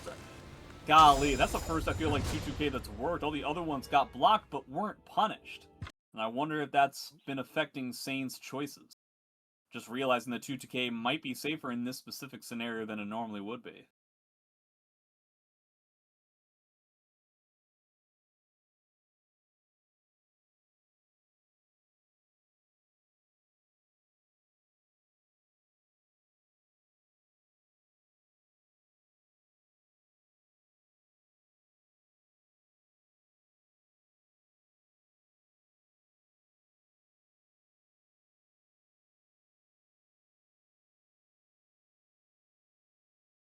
Okay, here come more SS's.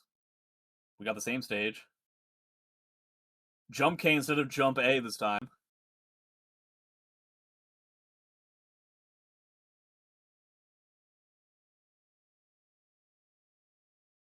Oh man, more Jump Ks.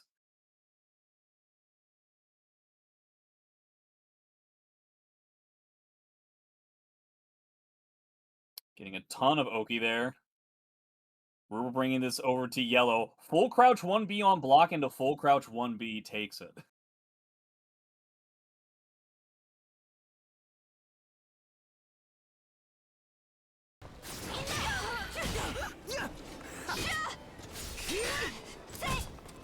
Ruber with the Sword Regalia. Okay, first time we've seen that auto GI come into play.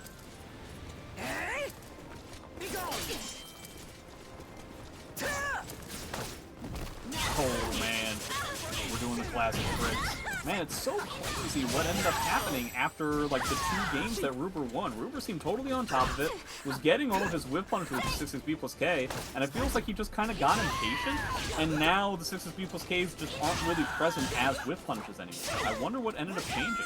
Huge damage here. Now it's going to come down to the last part. 4-4K! 4-4K on hit into 6-6A! Not lose to your final blade. Oh wow, that catch from that far away? Oh, catching the command grab. Not the biggest amount of damage. Look at these chunks. These chunks that Hild is getting on each of these individual hits. SANE can get this kind of a comeback. Well, that would be mighty fine indeed. And it would net him winner's finals. Whoever wins this game, that's the end. Battle 4. Fight. Is this the return SANE? Is this the ROS? Is this the Raw from Soul Calibur 6? Ah, tried to get the duck punish. Difficult in that specific kind of string. Okay! One more hit, essentially, depending on what the hit is. And SANE will get this. Yeah, Ruber decides to spend bar immediately. The jump A! Decides to spend bar immediately, makes sense. No reason to hold on to it at this point. Oh man, Ruber needs to find a way in. He will need to find a way in. Finals. As that is gonna do it. SANE winning winners finals with a 3-0 comeback after losing the first 2 games. Golly. SANE is on top of things tonight. SANE has found this magical tool that we weren't really seeing all that much from other Ivy players. It's like a command grab, but it's a command grab that you can't actually break. And isn't that really fun and interactive and cool?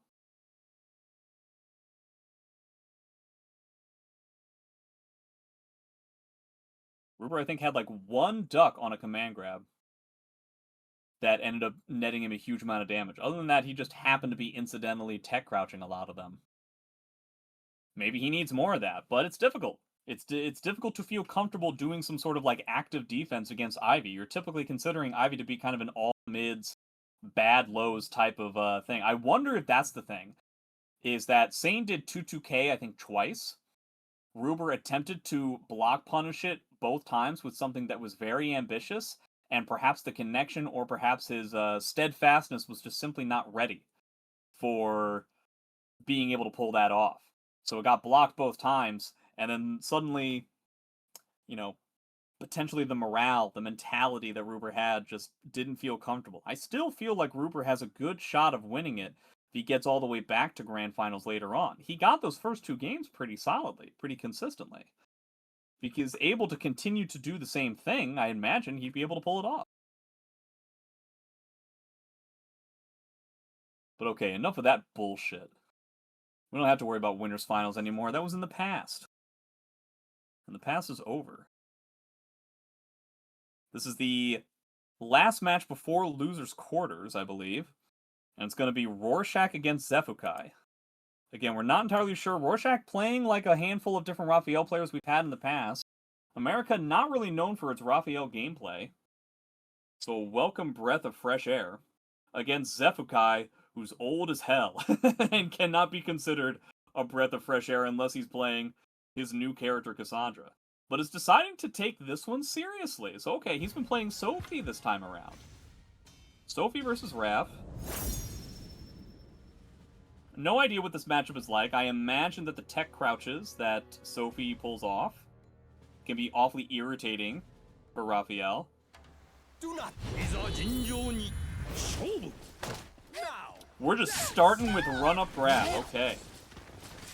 Alright everybody, I am also joining on commentary for the time being. Yorha had to step away, sorry about that. What's he doing? He's giving Ruber coaching, isn't he? He just might be. He's affecting the tournament results. Xephukai attempting to block this sword with only his face and chest. Causes him to lose the first round. Oh. Attempting to get whip punishes, not so much. Oh, I could have sworn that there was like a tech trap in that situation that would have netted him a ring out, and Zeph is just not right so far. He has just not been correct, attempting to go for a reverse ring out a la Ramon, does not work out. Roarshak decides to spend the bar on a round that was basically won. I guess if you're Zeph, that's about as good of a story as could have reasonably happened. Yeah, no meter on the table, so maybe you could pull a comeback thanks to that.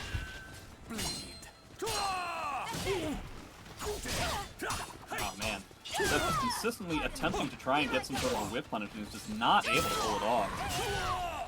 Keeps getting clipped at on the side. Yeah, I was gonna say, form dodge is gonna take care of that spring. You can't necessarily pull that off. Zeph's feeling really uncomfortable and very hesitant and cautious. I'm not used to seeing. It's almost as if like Zeph's just like not really prepared for this game. Yep, takes it with a fort. Happiness though.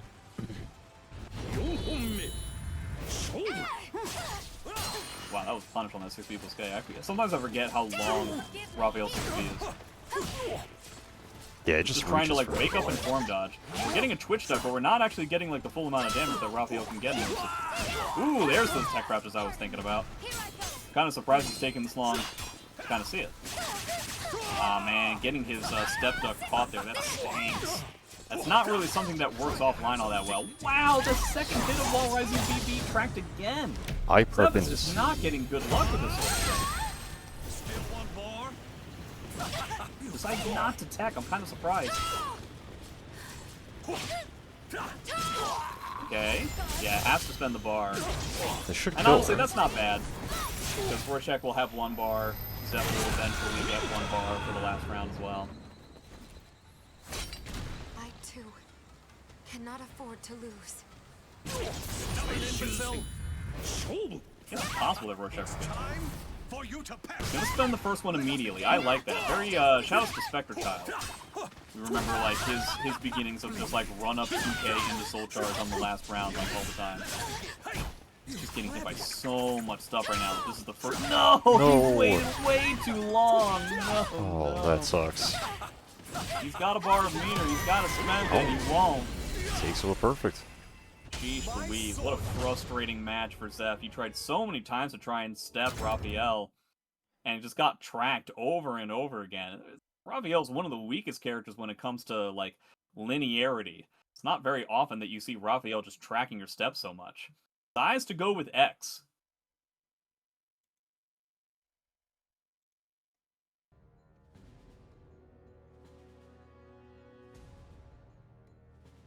Okay, decides to go with Xianghua.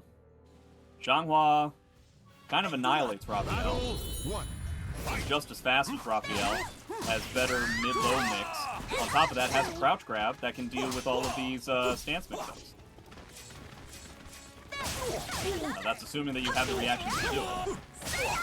But that being said, with all due respect to Zeph, I do feel like his Xianghua is significantly weaker than his Sophie just in general. I understand wanting to change, but it's possible that character uncomfortability might do him in. Wow, he did a wall rising B in the middle of a guaranteed combo. That was some stuff. Ooh, get the RGI. Okay, a little bit of PXS mix. Oh, okay. Almost got the ring out. Oh, you died. Not the You can't, teabag. you gotta be worried about, like, the reverse ring outs from Raphael. They're kind of one-dimensional, so you can definitely deal with it without too much of an issue.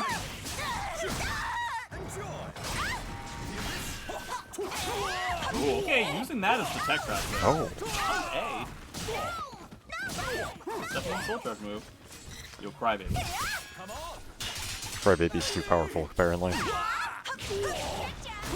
Well, it is when you stand right in front of it. I don't actually know what Raphael does to try and counteract it. Maybe B2 or something? Like back up to B2. Maybe, or like back up B 2A plus B? Not really sure.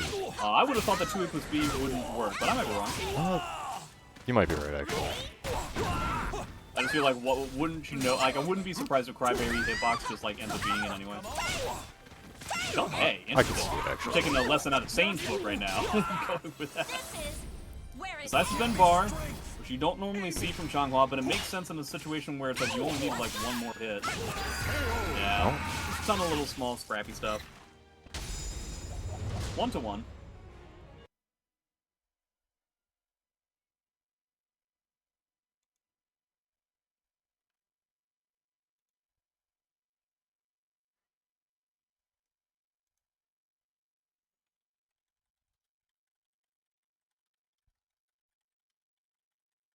No idea what kind of a stage that either player really wants in this situation. A lot of the counterplay that I was talking about with Changhua against Raph, not really coming up. Roarshak kind of making, from what I can tell, a concerted effort not to go into Shadow Evade, Battle 1. which he may have been able to use before when Sophie was around, but not so much with X. Alright, actually getting sidesteps this time. I'm sure is very relieving for Xephukai. Good block. I was kind of surprised that block ended up working out. Wow, that 2-2-B worked out too. Trying to keep away from the reverse ring out. Ah, gets caught. Battle 2. Fight. Try continuing to be very aggressive. There was that Shadow Evade that I was talking about, so maybe that's, and we didn't see a crouch grab, so maybe that's not why Zeph chose this in the first place.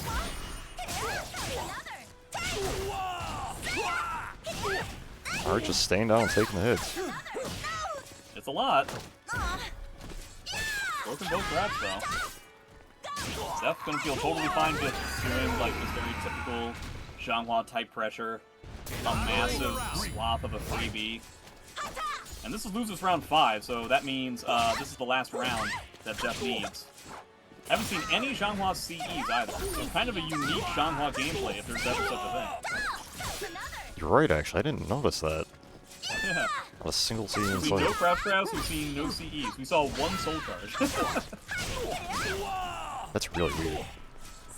Can appreciate it, though. Oh, so you could have CE punished that. The 3A lethal hit is something that... Oh! This is kind of a big deal, this stage positioning. Man, even the B4 gets caught. That sucks. Besides the challenge with BB. There's no way, right? Yeah, okay. B2? Okay. Man, no CE punishes on anything from Zeph's side. That's something that Roarshak should take into account here, I think. You don't have to worry about the typical counterplay the way you normally would. Yeah, I'm honestly surprised. For you to perish. I wonder why he's holding on with the meter there. I mean, as X's tend to do. Oh man, that was okay. Yeah, he tried to go for a reverse ring out, but that's only going to happen on counter hit. I assume Zeph's going to try to keep the bar. Yeah, he needs one more hit now.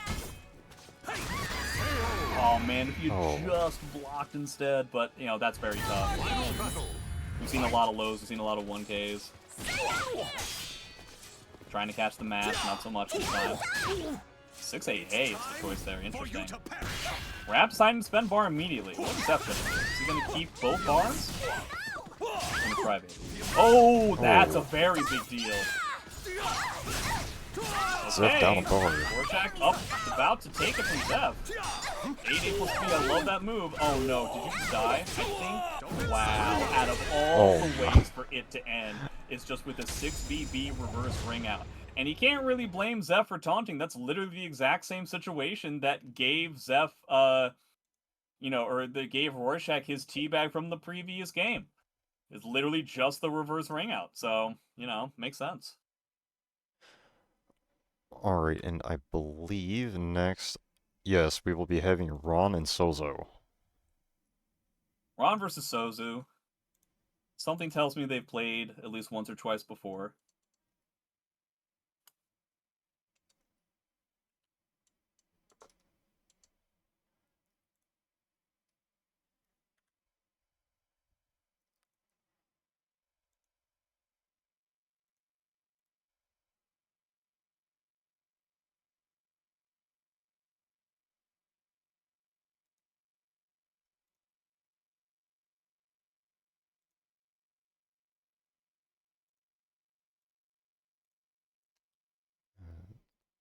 Okay. Alright, so that puts us into losers' quarters. Xephukai going to be going up against Feremuntrus next. We've seen them play a lot recently, but it's normally been with Cassandra, so I don't know what Zeph is thinking about doing this time around.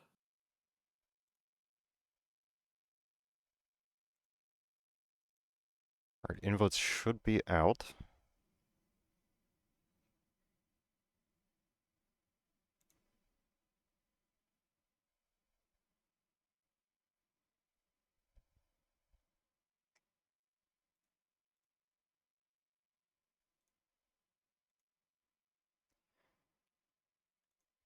Alright, just waiting on them to join. I'm gonna resend the invites just in case.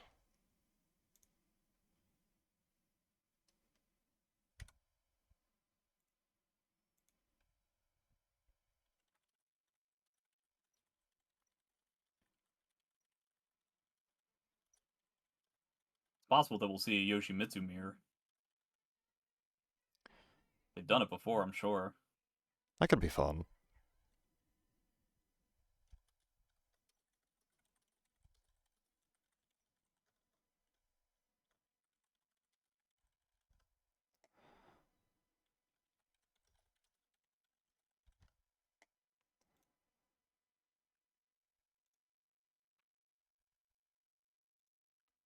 Alright, so we have Souzou just waiting on Ron now.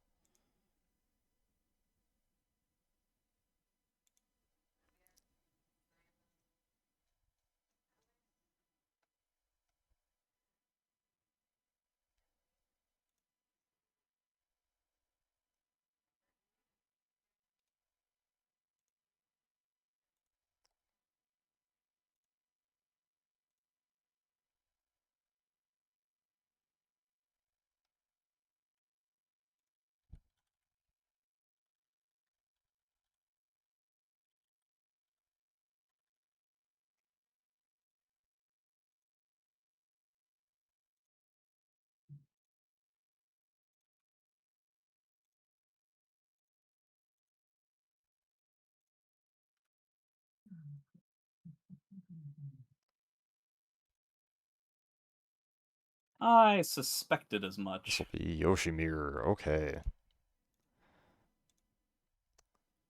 Alright, everything is set. Whenever Ron has the chance to do fancy things, that tends to be what he wants to do. The fight to realize your ideals shall never end. Alright, also everybody, please welcome Soda Play. I am going to be bringing him over in just a second to take over from me on commentary so I can focus on the back end.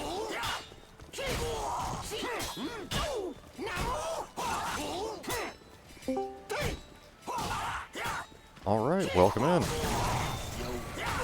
So the play is now here.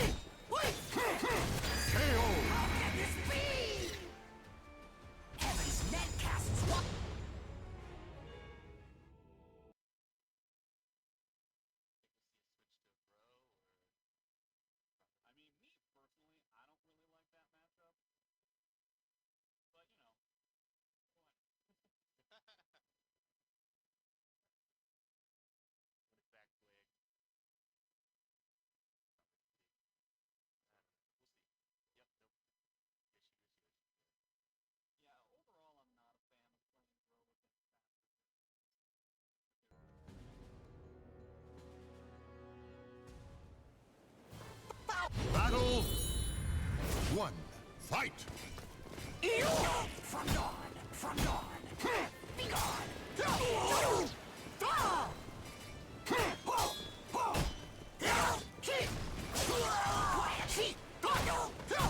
From dawn. Shoot. Wait,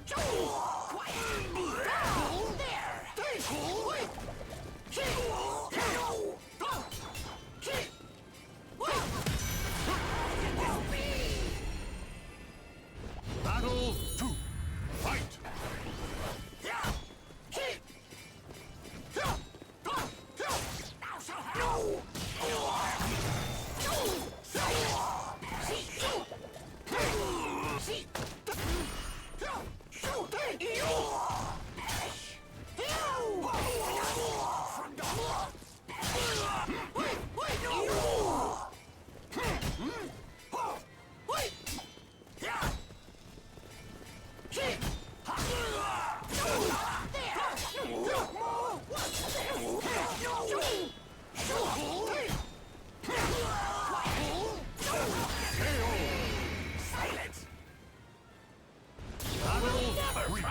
Fight!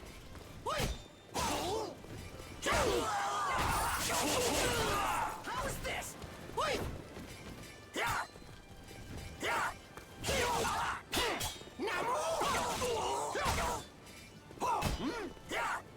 Wait! This is gonna be the ski! Hold on!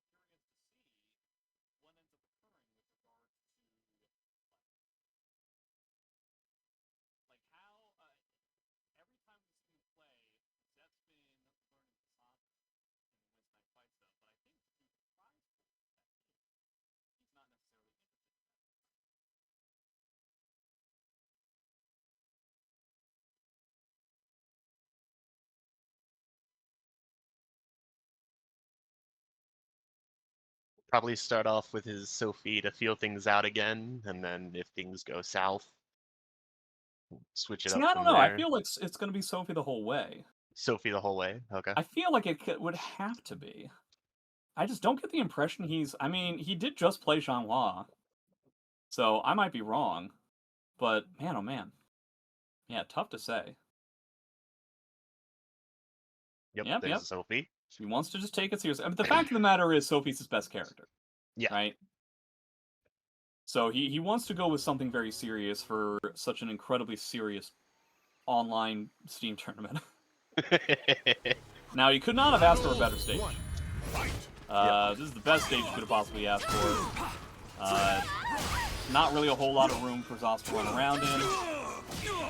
No ring-ups to be had, so you can just immediately pressure your opponent. Not to mention, your Sophie. One of the only places that Sophie can just beat Zos in terms of raw damage on a single hit would be at the wall. Like, that amount of damage is really tough for Sophie to combat. But you get her at the wall, and suddenly it doesn't become all that difficult at all. Yeah, it does not work. The old A6. Feremuntrus is always really good at using A6. It's an underrated sauce move. It's an I-14 Hori mid.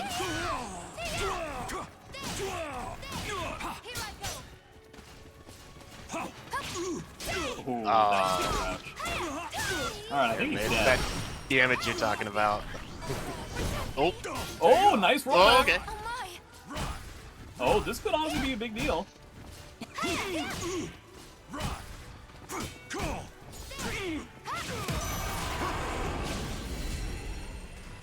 It ended up not being a big deal.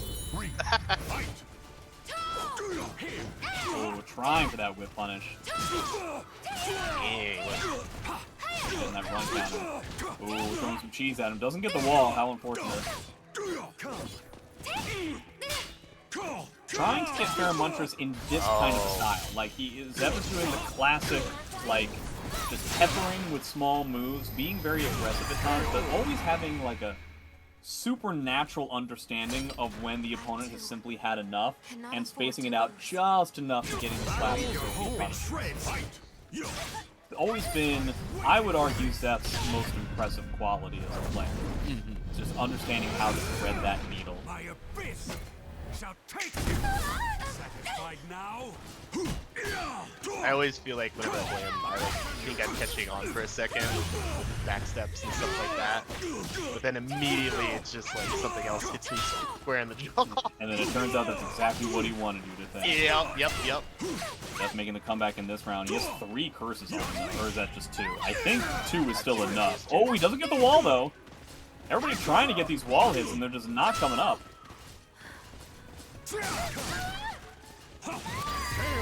Happens. Very scrappy first game so far. Size suspend bar immediately, an interesting choice. Just gonna look for like soul attack. Oh, bait. That K cancel. Full charge He back. gets a little bit of momentum out of his full charge. Oh. Well, there goes all that momentum.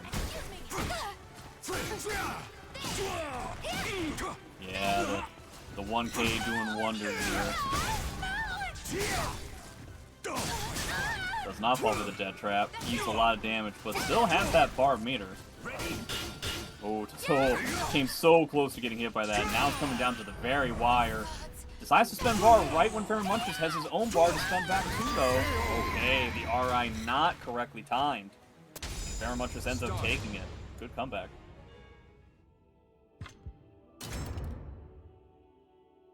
Just enough bar to Welcome to the stage of at the history. beginning to turn it right at the end and just add that like layer of, is he going to soul charge? Is he not going to soul charge? Is he going to CE? Just holding on to it and keeping it simple.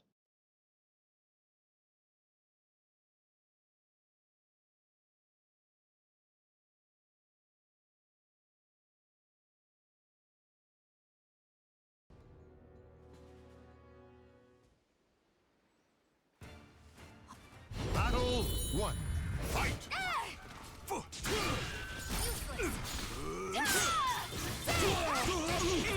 RE Hold save. out, yeah, if you hold it. Not to mention, Zoss's RE is pretty awful. Well, we got the stage again, I just realized. Yeah. Well, that's But I different. mean, hey, Feremuntrus won on it, so I guess what is it? Battle 2. Fight.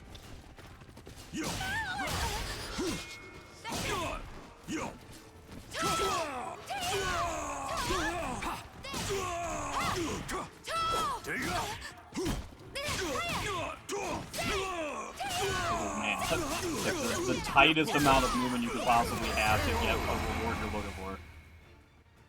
It's like a micro backside. Alright, I mean, we've seen this before. Feremuntrus ended up making a comeback in a very similar circumstance just mere moments ago. Man, the second hit's still caught. Zeph getting so much mileage out of the spacing game.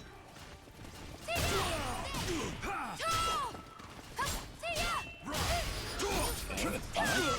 Ah, you died. You have become dead, sir. Yeah, no more traps. No more unblockable setups. Let's just hit him really hard.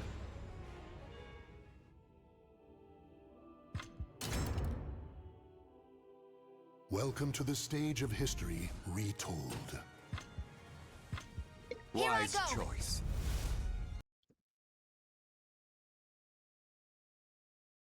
And again,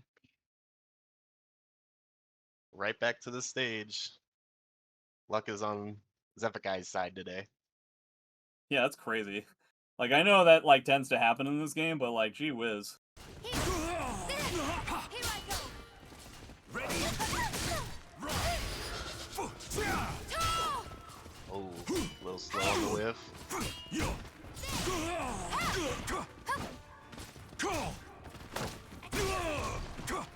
Let's get the back Back grab. grab? Yeah. Yeah. Good bait on the 4-6B. Justice. Good punish. Oh man. Feremuntrus went to her level 2 there, and Zeph was just thinking about mashing. Oh, came so close to trying to get it, but he gets the CE. That's a big deal. It's all about timing with these guys, the counter hit hunting, the spacing. Like, I don't necessarily want to call it a scrappy game. Because, yeah, they're going back and forth, but at much wider ranges than are typical.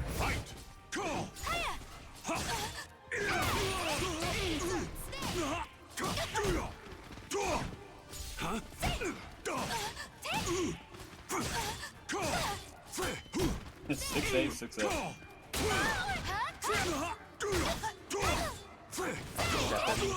man. Tech rep on 2B doing wonders.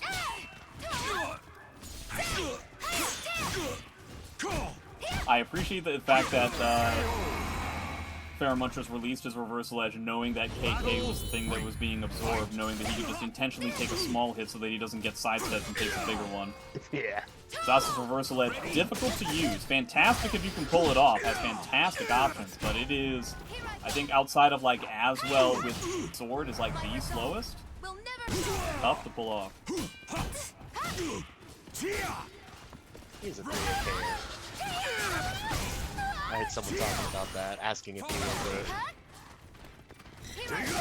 What, like, does he use 3AK? a... Yeah. Yeah. I don't know why he wouldn't.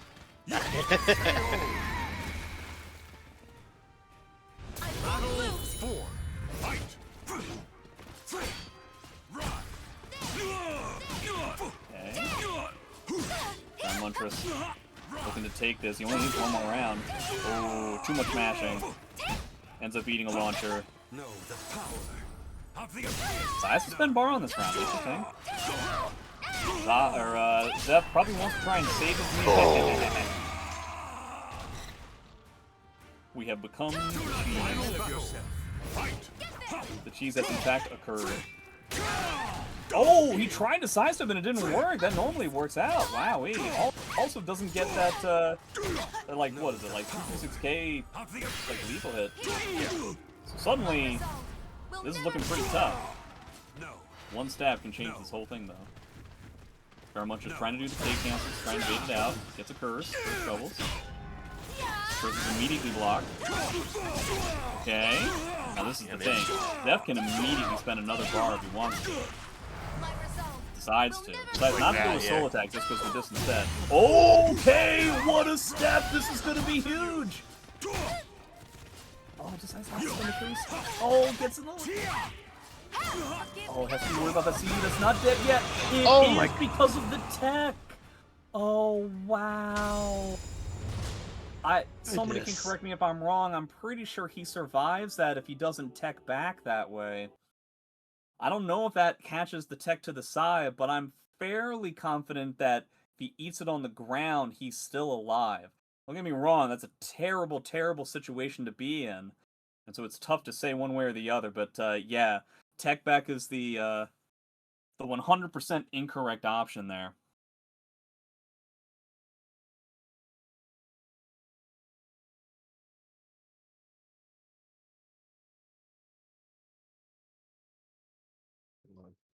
Very unfortunate he got the same stage 3 times in a row. Yeah, that was insane.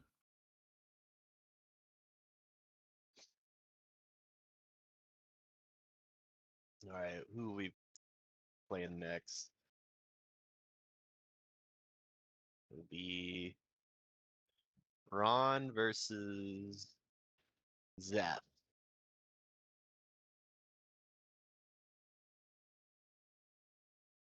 So Who that's does gonna have to go through Ron this typically- gauntlet, huh? Yeah. Who does Ron typically play against Zeph? No idea. No. It's kind of a double-edged sword to go with Zos at this point. Yeah. He's fully warmed up on Zos, but I was talking about this before. Sometimes that can be kind of to your benefit, where now Zeph is in a situation where he's used to playing against Feremuntrus's Zos, who he's played a handful of times over the past few weeks, and Ron has a different type of style, so it very much may not be the same thing.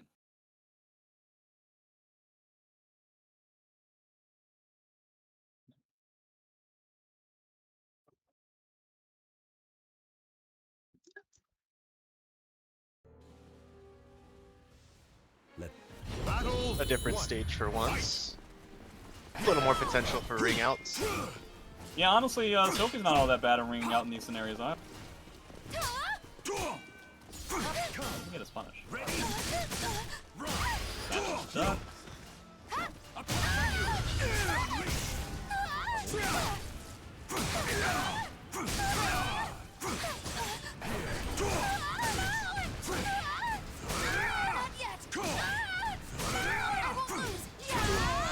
Oh my god. Oh, Ron, you flew too close to the sun there, my man. Wow. What a momentum shift. Holy shit. That's so funny. Wowee. Alright, don't let it happen again. Yeah, it's not dead. Yeah, Ron's really pissed off. Wow, I can't believe he went for the same thing. If he had stepped that, I think he got wrung out. Punish. Good, batter punish. Is.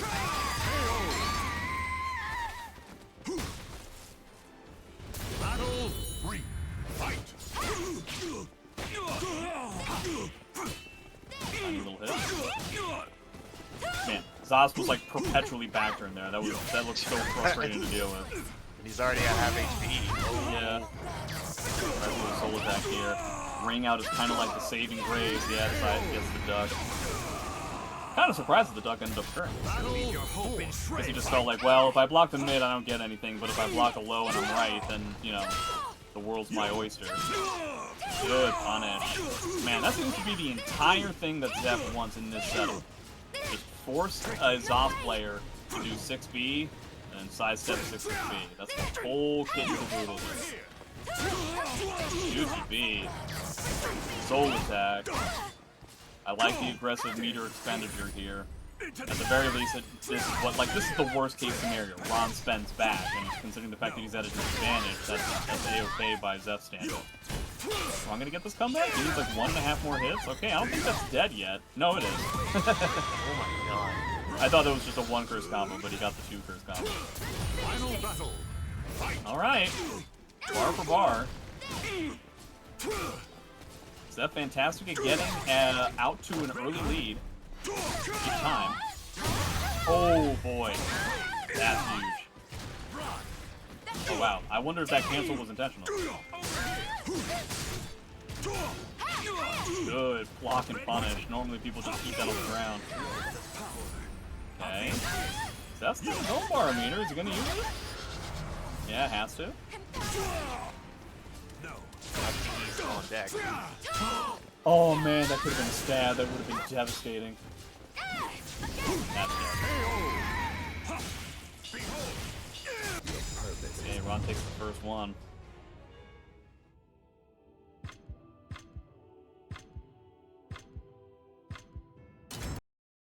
Winner of this going up against Ruber in losers finals, who then goes up against SANE, who have now officially cooled off.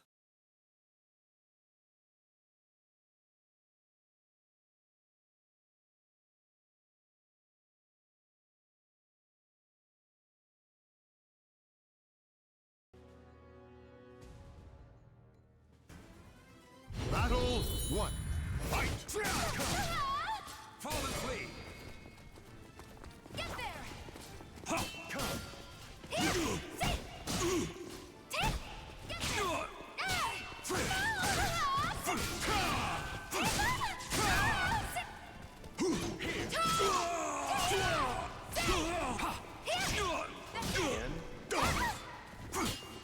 What? Oh, I don't know if that's dead. That's pretty close. Yeah. But I mean, you are at the okay, I was gonna say you are at the wall, and that could have been kind of scary if Ron got back up. Okay. First time I think we've seen this stage so far in the tournament. You just love saying that like 3 games before the end of the tournament. It's all been the forest stage. Always happens. Yeah. Oh, does not get his GI. That's gonna cost him around. He doesn't even need to spend the curse, dude. Battle 3. Fight. Ooh, Zeph getting a little bit impatient, or just potentially misspacing due to like the wider starting ranges of the characters on this stage. Zeph, I feel like, is the first person not to fall for the reversal edge cancel.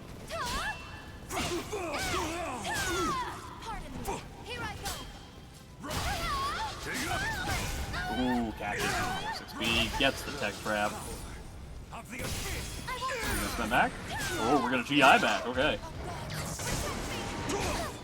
Oh man, what a risky 2-way. Zeph not having none of it though.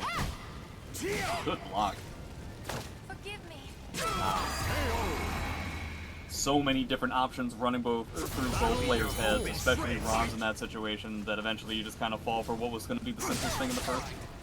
That's the second time 2-2-A has just been a run counter. Just the connection isn't really all that great for you.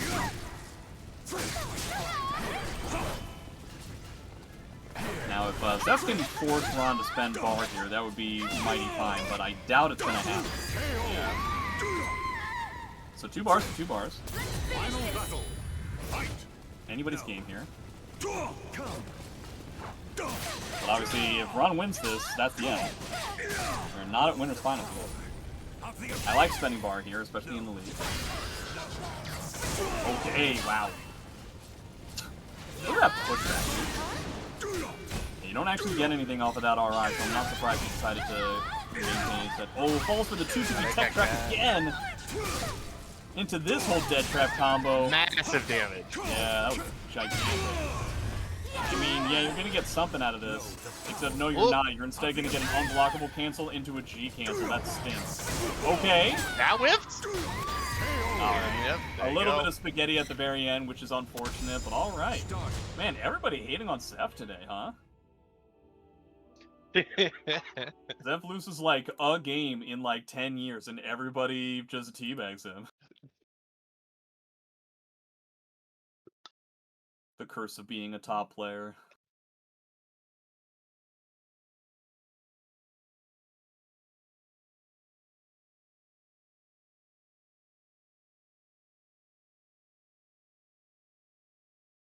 Alright, Zaz versus Hilda. Ruber already with a little bit of success at dealing with this matchup previously. See if that ends up being the case yet again. Like I was saying before, different, different kind of thing going on. Different type of Zos. Different timings, different decision makings.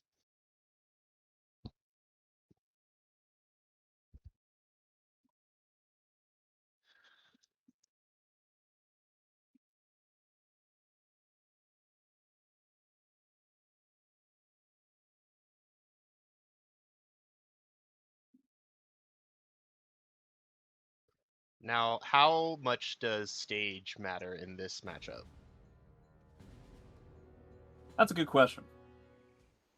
The less ringouts, the better, is what I would imagine Hilda wants. Other than that, they both play at very similar ranges. So, it's difficult to say one way or the other. Guys, you're not going to believe this. We're on the forest here.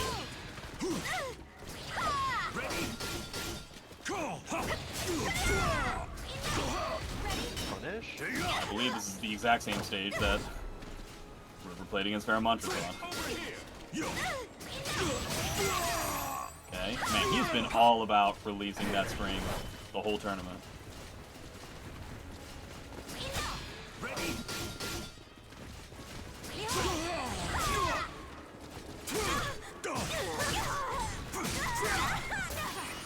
Sauce with a follow-up here. Sauce does not have a Barb Mirror yet. Oh man, because like the weird off-kilter hit, he didn't get to his like dead trap. Has to give himself some frame advantage, some guard damage. Still has the sword regalia. Kind of tried to cheese out. I think he got like a little bit too worried about the time on the timer on the round. Good punish. Goes for the tech trap, no bite. Whoa, man, he was back in there, crazy. The best awkward punish for somebody being in the air I've ever seen. 3K, 1K.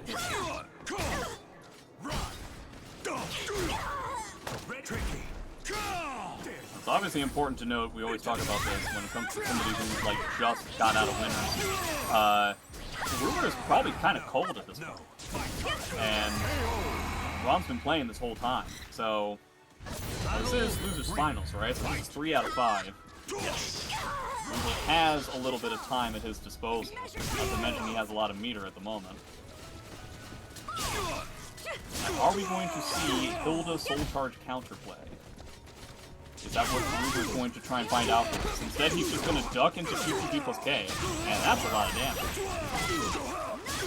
I liked his previous wall combo better. Just 3v wall, 3v wall, 3v.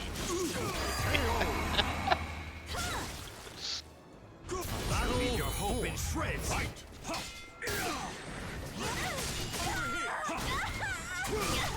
Ooh, okay. Full damage there. And a little trade launcher for launcher. One was more impressive. Yeah, I like the little tiny hits. I think getting hit by that 2-2B plus K, that whole wall combo in the previous round, really shook Ron, as it should. I feel like little tiny stuff is more the way to go. Both these people were knocked down into losers by SANE, I believe.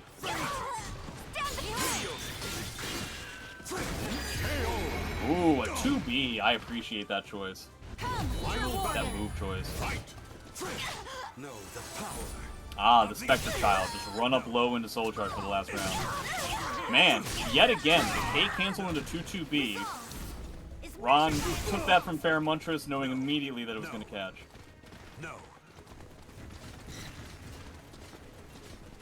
Is Ruber going to try to take a little bit of momentum out of his Soul Charge? Just a tiny bit. Steps. Okay, decides to be the first one to spend. Wants to spend aggressively, but I assume Ron's just going to spend it whenever he gets the chance. Yeah. Get out of that wall pressure. Or maybe not. Oh! He got the wall out of that too? Golly, dude. Oh, he still had Soul Charge. He still had so much Soul Charge. Nope. Gee whiz. Man, I don't think anybody, well, maybe Ron was, but I don't know if anybody was expecting that B off of the sidestep. Not only did the B catch Hilda sidestep, which isn't the zaniest thing in the world. Hilda sidestep pretty poor. But so for all of that, and then to get the wall into like a massive anti-mix, ugh.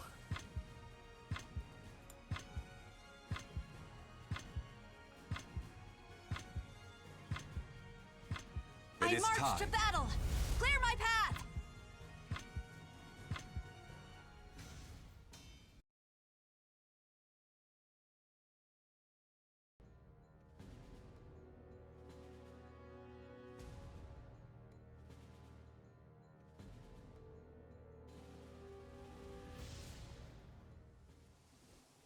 Battle 1. Fight! Ready? Grab. Behold!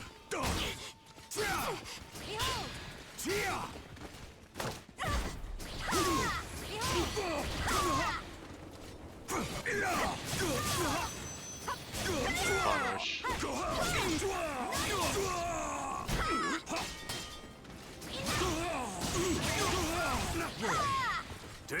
Ruber's had enough. He doesn't even care that that's typical typically a GI bait. He had too much life to care. Ooh, does not get his release on the Sword Regalia that time.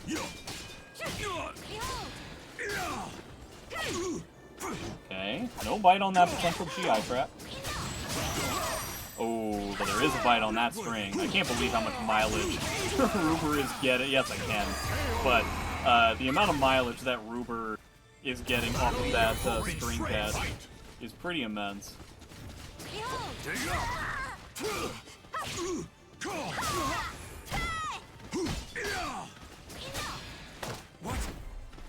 All Ruber so far.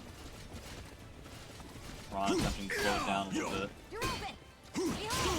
Actually, I guess it's kind of the exact opposite. It's kind of turned it up.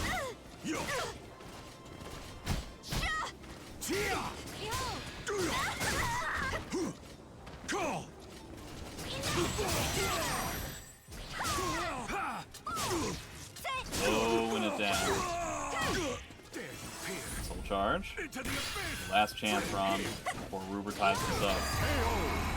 6-6K on whiff into C5A. Tied up 1-1. First game was pretty close. Second game really wasn't. Yeah, ran away with it. Welcome to the stage of history retold.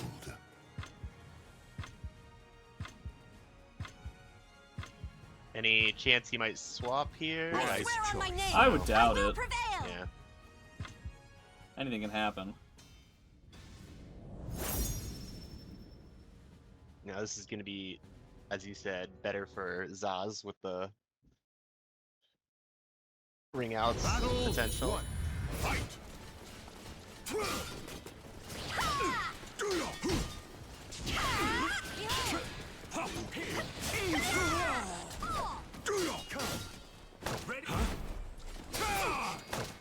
Oh wow, he just went for 6-6A plus B and didn't get punished for it?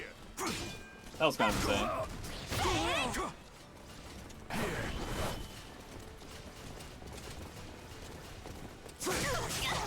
Man, that's like the third time I've seen 2-2A just hit in neutral. In this tournament. Good combo here. Spear Regalia. Ooh, good tech crouch. Getting big chunks of damage off of individual hits and just allowing the Zaz player to hang typical Ruber play, typical Hilda gameplay. Yeah, just chasing him down. Battle to fight! Here!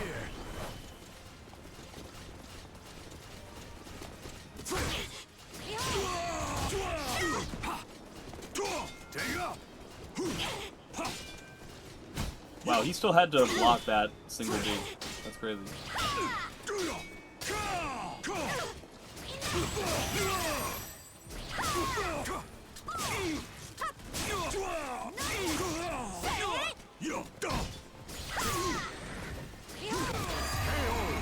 Okay. Ever since the first game, this has been all Ruber. Ruber hasn't really changed up his style. He's just kind of like, it's perfect timing stuff. Typical stuff that we see from Ruber in virtually all of his matches. Zos, it's not really even Zos related. Like backstep C5A, small hits here and there, difficult to hit in general.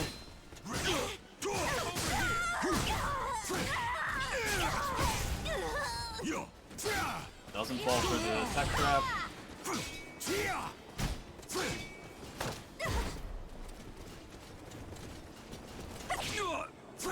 Fully stocked up. Zos with no curses. Ron doesn't seem to be having a tough time getting some curses going.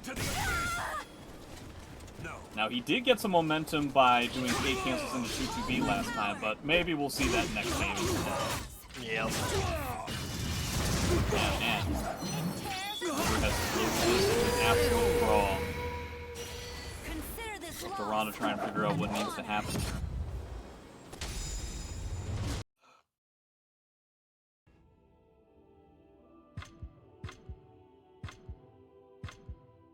stage wasn't really a huge issue. I didn't see them fight by the ledge very often. Welcome to the It was stage of lots, history everything was retold. taking place in the middle.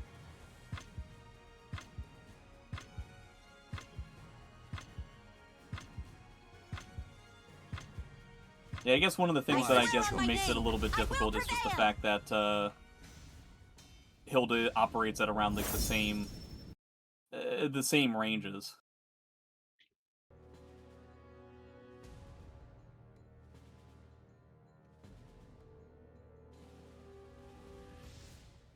Let the battle 1. Fight! Here! Back on the stage.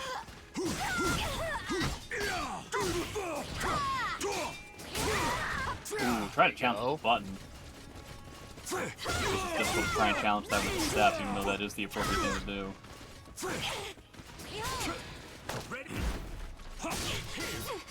Ron appears to be trying to turn it up the pace a little bit more. I agree with this decision.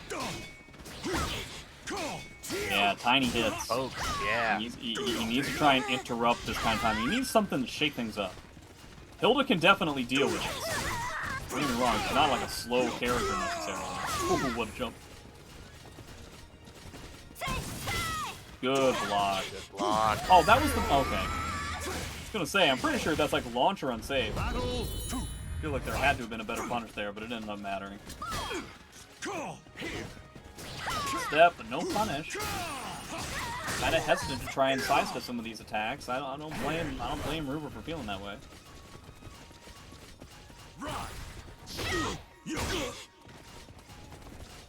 Ron trying to play a little bit more towards some of the ring edges. Wow, that really goes far back.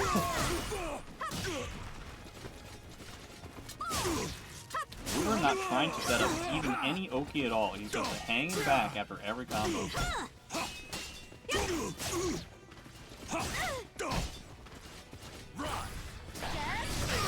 Yeah. Oh my goodness. On a round like that, it's really funny because it's like, you didn't even do that.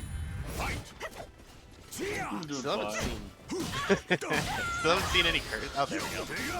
Yeah, it's a very curseless sauce going on right now. I've heard of roseless Amy, but curseless sauce? Now I've seen everything.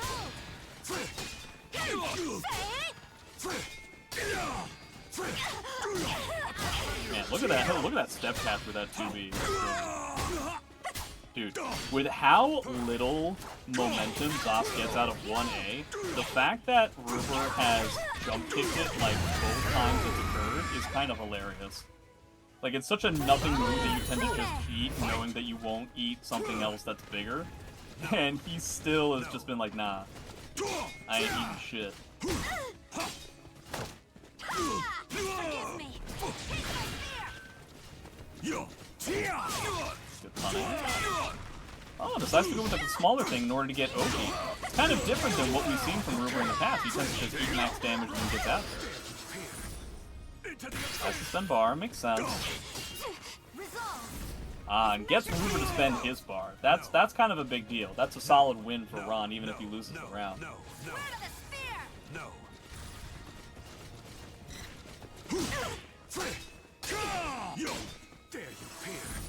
Decides to spend both bars.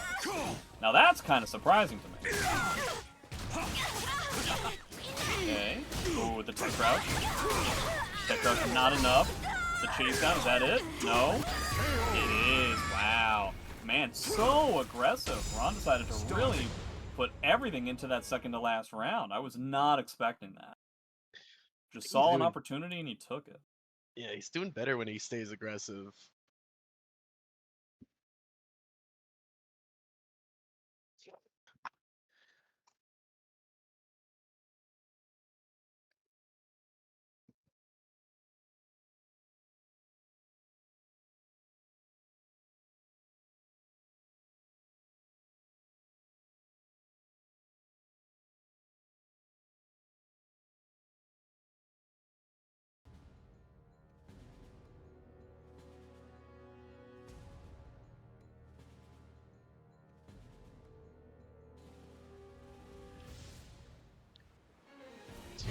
Fighting for the tournament life.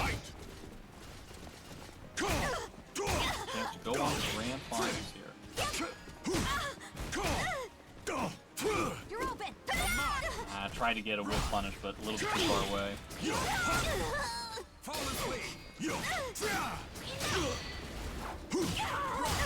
Okay, duck. Oh, that's out. And out. Yep, there he goes. Yeah, a little bit too late on his whip punish. Like I said, Ruber doesn't tend to change his style up all that much, and at the moment it seems like Ron has figured out a certain level of timing, so he's able to either sidestep away and get something potentially huge, or he's able to just mash him out of it. Yeah, see, like it's the same kind of timings each time.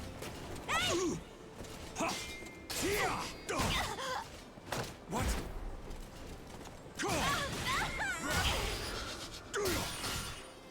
The first 2-2-way that's been ducked this turn.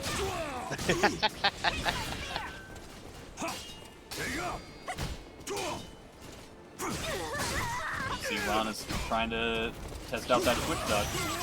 Alright, gets him with the C5A. Battle 3. Fight.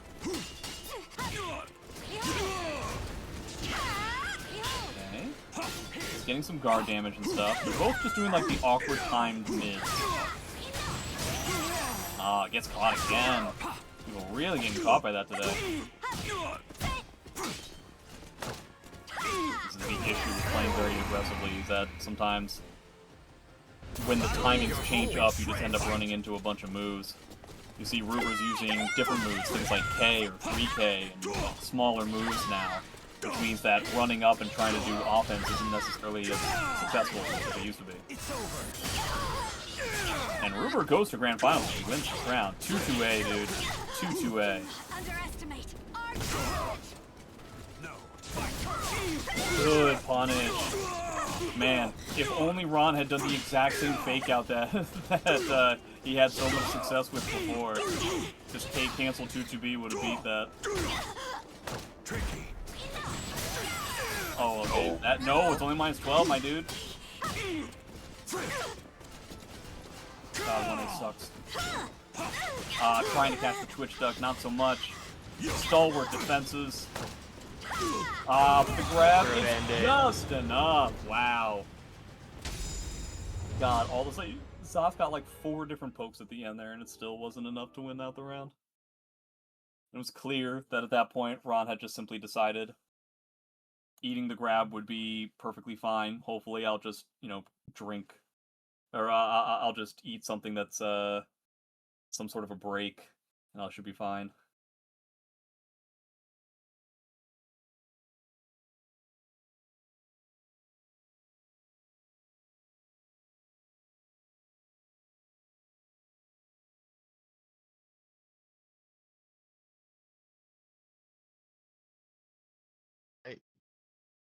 The rematch, SANE versus Ruberbeefman. I've been playing. I got the privilege to fight SANE for the first time like a couple weeks ago, and his IV feels different. I don't know how to explain it, but it's weird as hell, man. Yeah. He'll turn on these like moments of like aggression that I don't really see from too many, and then he'll also switch back to like I backstep after every single button. Like if you step forward, I step back. If I think about pressing guard, I step back, and then all of a sudden it turns the opposite way. It's like it's a switch. Yeah, it's so difficult to try and like pin down exactly how SANE is going to play. He has such an unknown quantity, and that's been the case since he started back in SE5.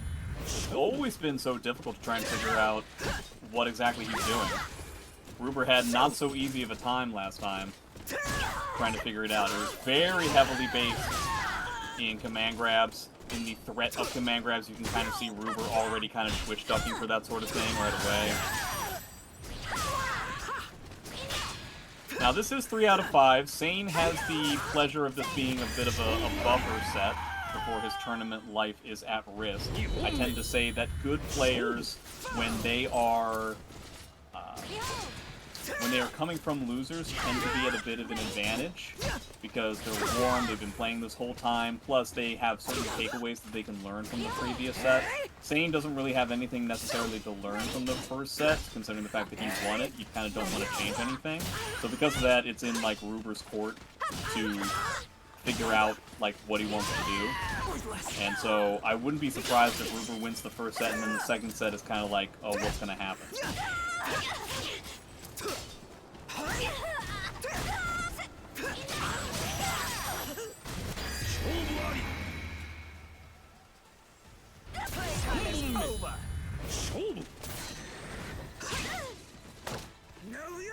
No, that was a full crouch B. I feel like that's not what he wanted.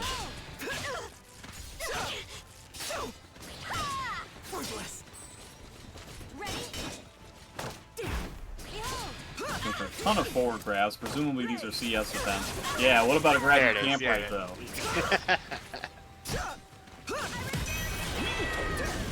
Like I was saying before, regular forward grabs always freak me out because I got used to, like, so CS is a forward grab, and so the second I see any kind of grab animation from Ivy, I'm immediately breaking, right? And if I notice that the grab isn't being broken, then my default is to assume that this is actually a back grab, in which case there's actually a timing where you can break CS, and if you recognize in time that the grab hasn't been broken, you can just automatically break a regular back grab, right?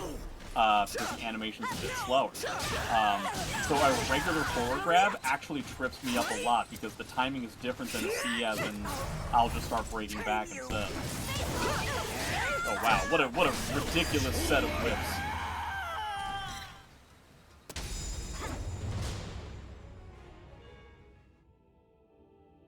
That was overstimulating. Alright.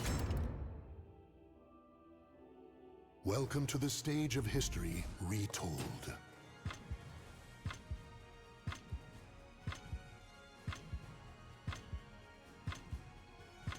I swear on my name, I will prevail!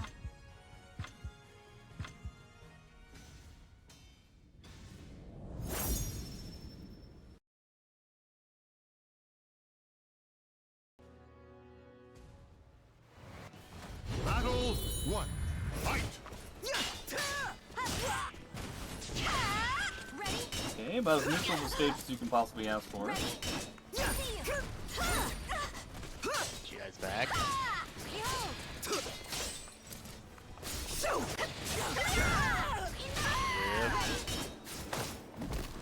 Wow, Ivy already in yellow guard gauge. That's kind of insane. This round's been going on for like 20 seconds.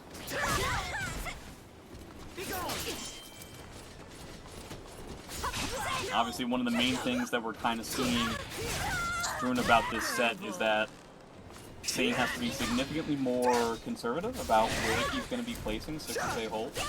It's kind of like a Ivy move mainstay. No, he's way too far away for that.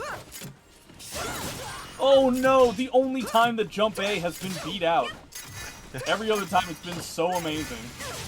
Alright, gets the SS.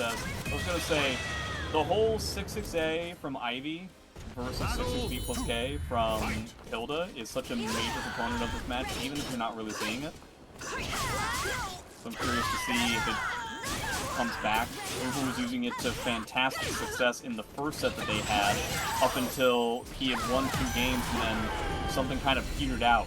Ruber started just throwing out 6-6B plus Ks without confirming that it was in fact going to be a whiff punish. And I feel like that changed a lot of the course of that set.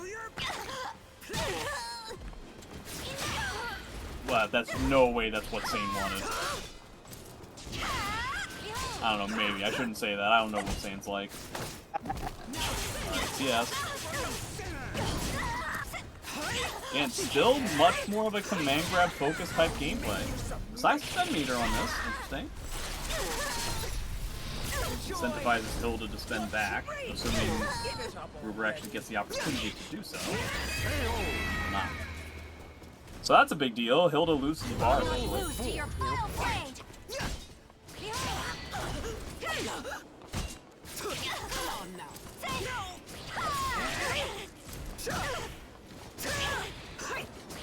Hilda shielded with all this meter. I wonder if it's going to be happening, but instead we get this huge launcher punish.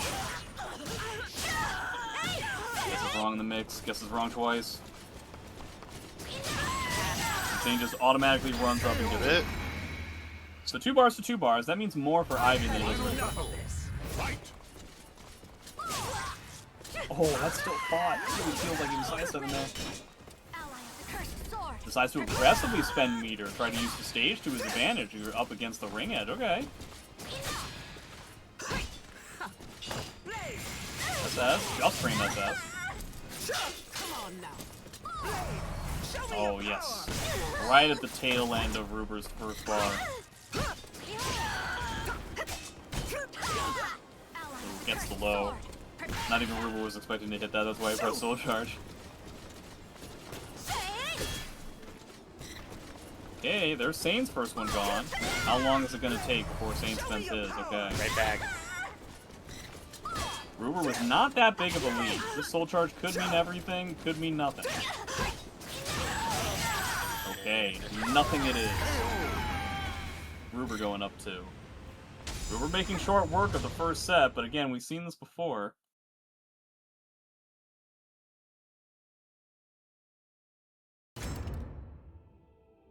Welcome to the stage of history retold.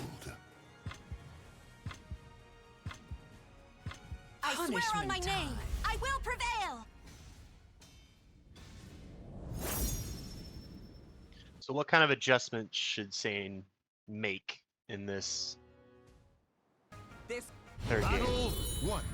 I mean, it's so unbelievably difficult to say at this point.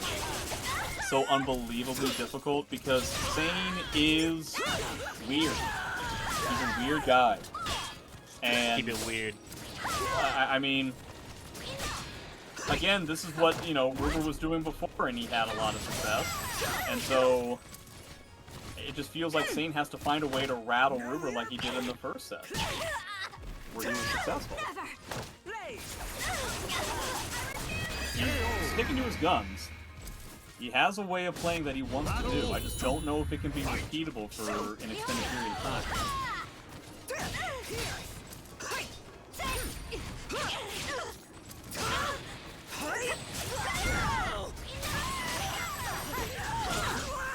Damage. See if the ring edge matters. It kind of hasn't mattered much at all. Oh wow, what a sidestep into a back grab. Gee whiz. Yeah. SANE's had enough. You see him ramping up that command grab again, but it's all baits, or is it? He's turning into such a command grab focused style of gameplay.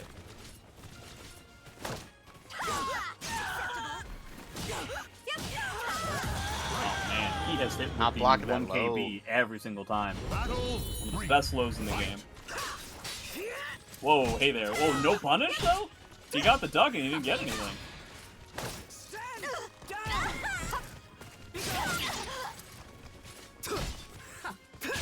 Wow, that 6K hit from a million miles away. Jump A. Oh wow, we got a block and punish this time. Now what are you gonna do, Luke? You're actually being punished for an unsafe string.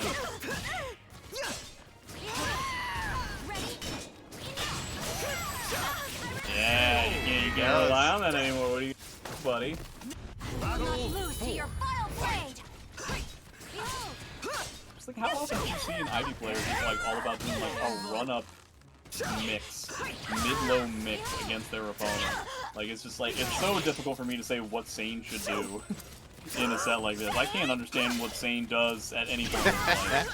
Ooh, catches a GI and then some.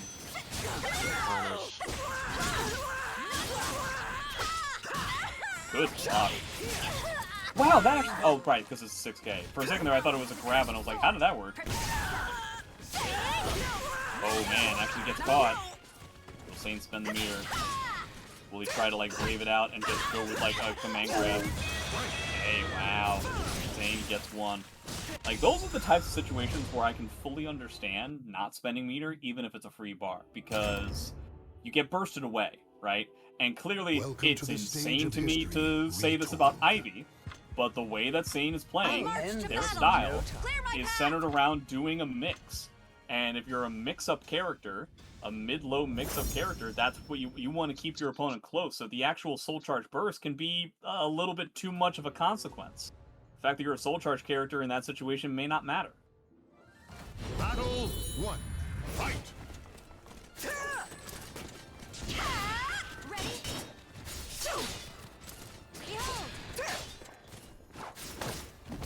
Oh, a duck into CS. I feel like that was just unlucky by Ruber. He happened to catch SANE while he was ducking for the sense of the animation of his move. Good step. Gets an okay punish. SS. It just takes like 2 games for SANE's like strategy to come online, I guess it's the thing.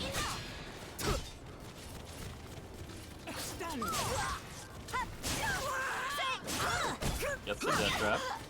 Gets half of it at the very least. Oh man. We are playing this so obnoxiously. I know that Ruber is just going off the walls. The timbre of his voice gets to such a high octave in these situations that only dogs can really hear his complaints.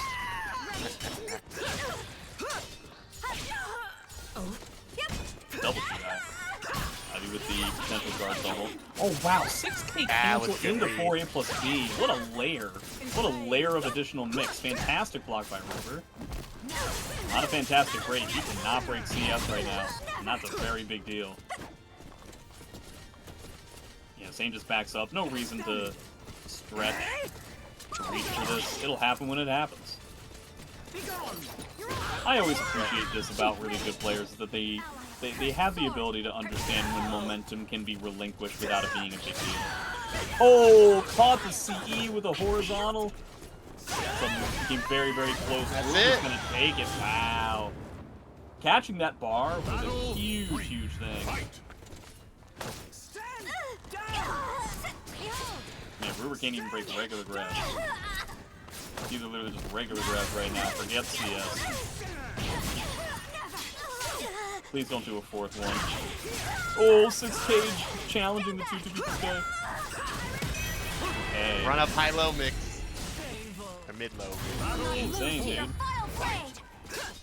Ivy, the consummate mix-up character. Ooh. Fantastic punish. Did not have sword charged up, so he doesn't get like the full combo. Ooh, the 2-way to interrupt. Oh, catches with the tech crouch of 4-4B. SANE making magic yet again. Decides to spend bar on a soul attack. Forces Ruber to spend back. Catches the auto GI. Oh man, SANE is such a match man. Look at this. We're at 2-2 now. This is literally a carbon copy of the previous set they played. Golly.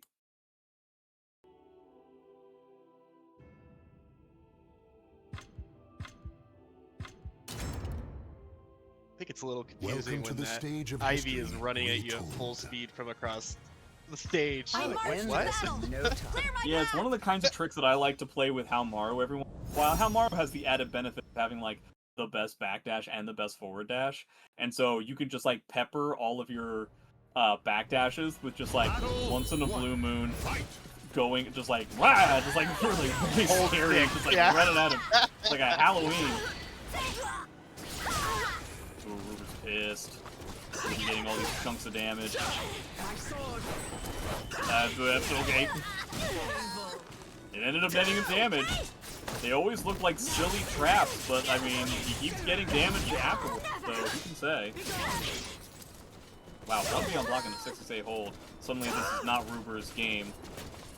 Ruber is fully stocked up though. He needs like 1.5 hits. Now he just needs 1 hit. Oh, yep, the catch. Yeah, that catch was everything. I think it might have screwed up with Ruber's charge timing, so he wasn't prepared for like the additional aggression afterwards. Okay. Man, he has been so unsuccessful of dealing with even just regular grabs. not gonna work out. Ruber staying patient, as always. Like, the grab game, the ratio in successful grab matches has been so uneven in this set. So much more so than in the first set, I feel. And look at all these successful 6Ks. They're only successful because of the command grab thread, you know? Like, that's the reason why 6K is working out so well. Okay, Ruber challenges and Ruber gets rewarded. Battle 3. Fight. Extend.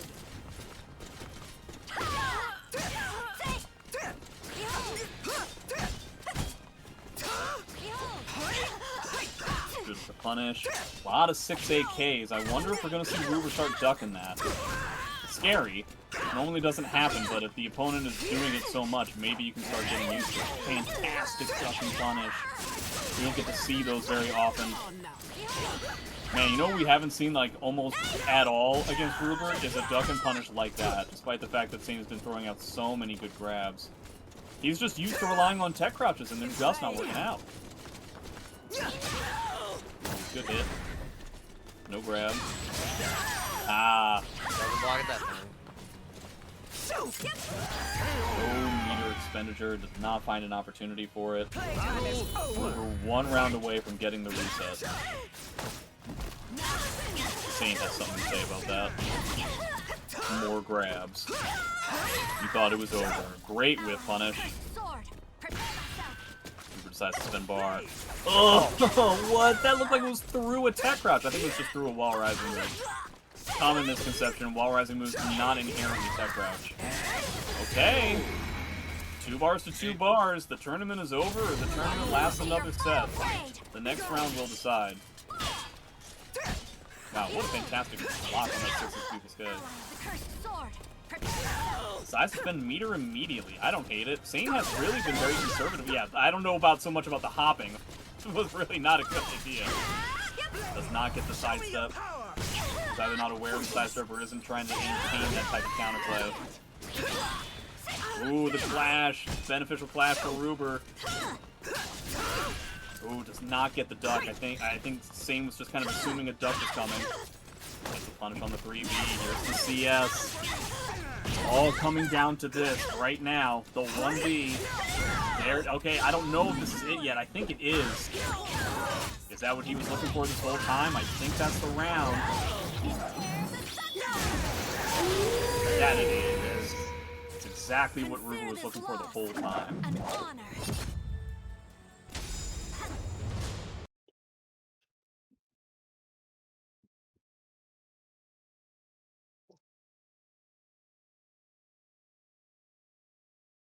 Alright. I will prevail! Potentially 5 more games, or maybe a quick 3, depending on how Ruber Battle 1. what's the word I'm looking for? Like, deals with the jitters. Yeah. Again, so close. There's no reason really to like change it up too much.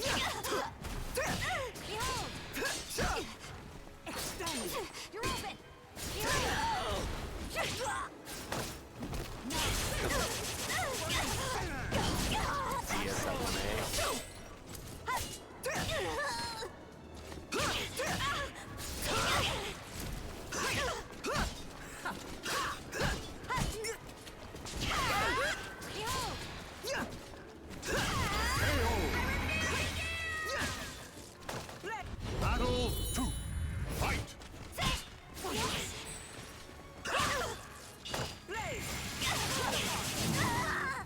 Don't get to see those kinds of bright and shiny balls. Hey. It's the first time I feel like we've seen a true duck from Ruber. He ends up botching after the combo, but he still got really good damage.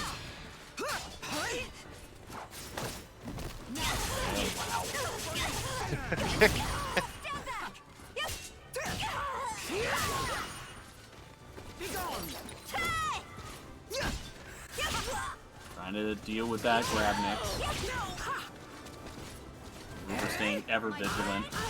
Catches the wall right, the full crouch 1B. Like I said, traditionally wall rising moves or moves of that nature, you would think that they would tech crouch, but not necessarily. So kind of poetic that he ended up catching him.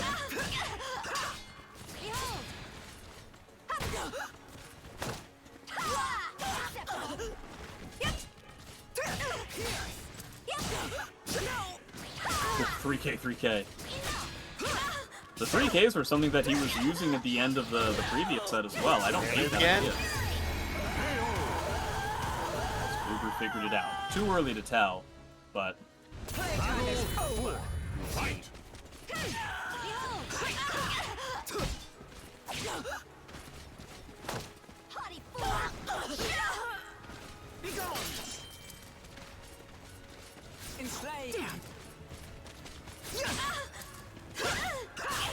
Oh wow, what a catch and what a conversion. That's been bar kind of early, which means, oh wow, luckily Ruber was already in the lead of the attack.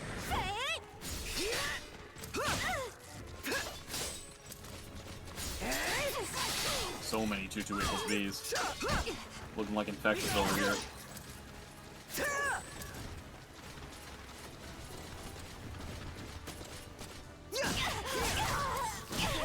Okay.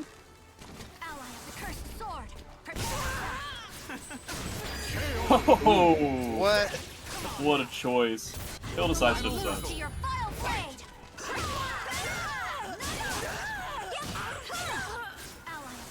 Oh, looks like he tried to command grab there, yeah. Okay. I mean, Ruber's not getting, like, you know, you might think that it's silly and he's not getting any damage out of it, and it's true, and it is silly, but the fact of the matter is, Ruber's not, like, punishing him for it. So, he gets to kind of do with his time what he will. Oh, wow, that's gonna seal it. What a fantastic punish to get one of the dumbest lethal hits in the game.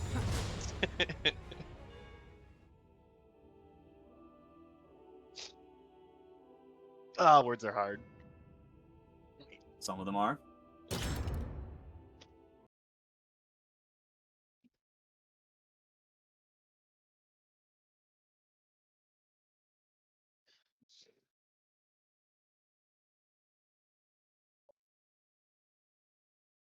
What do you think is the hardest word? Paradigm Why? or paradigm? Because I don't know which one it is. Honestly, you know what I think is the hardest one? Love. Yeah. Is it just me, or are the mountains in the background not rendering? Nope. Okay. I think I it's feel the like I've seen that waterfalls, before. actually. What's up with that? The sand. Yeah, no, the sand is supposed to be. It's supposed to be something other than just grayscale, I'll tell you what. Battle to Okay. fight.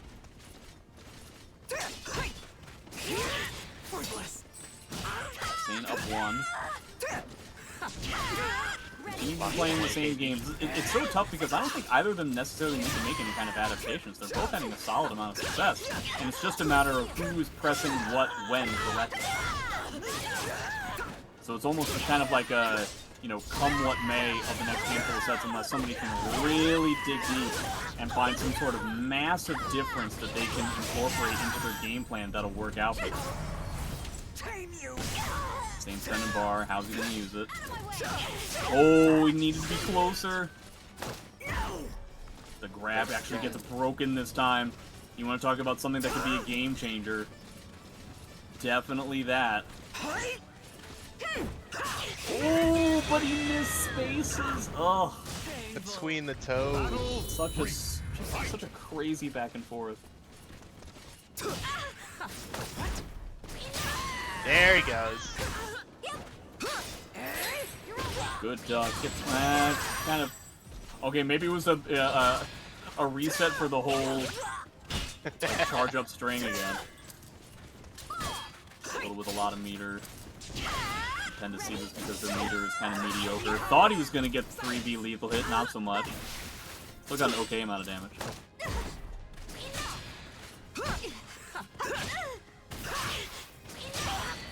Ooh. Honestly, I feel like he did that C5A just for the sake of, or C6A, just for the sake of getting a tech crouch, because that's a very, like, 1B on hit into command grab, seems kind of fun. What?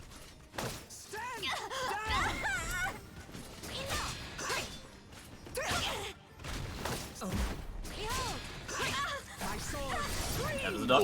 Wait, how? What? How did you do that? What the hell just happened? I think it was early enough that he still had time to duck. He didn't duck.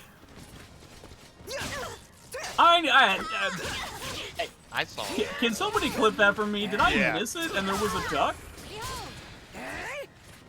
I didn't see no duck.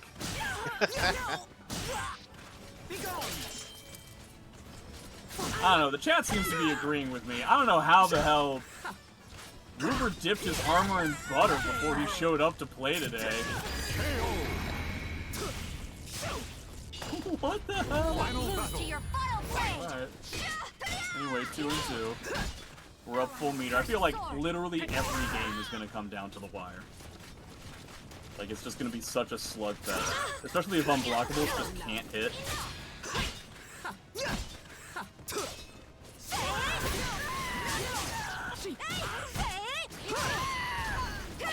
C5A. Show me your power. Spend the meter. These mountains are freaking me out. This is really freaky. There's one thing that SANE hopefully can do more of for his sake is getting these whip punish opportunities from Ruber. Ruber is misspacing stuff on at least a pseudo consistent tick, and he's getting good damage out of it. So if you can pull that off, the more he can pull that off, the better it's going to be. And I think that's dead, right? Keeping it super simple here.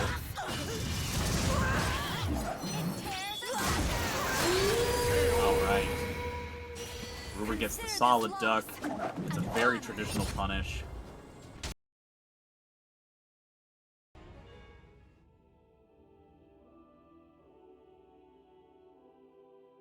And we're at 1 and 1.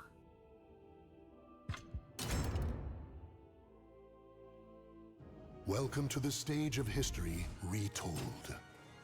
I swear on my We're name, starting to break I will grabs and duck prevail. grabs. And Which isn't the end of the world for SANE. Just means he can go to something else.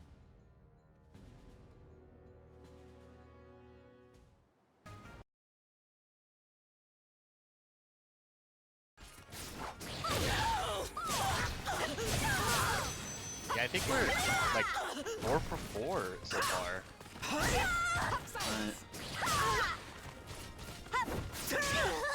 Ooh, good whip punish. Good. That's gonna start becoming the big thing for SANE, I think, is getting these whip punishes.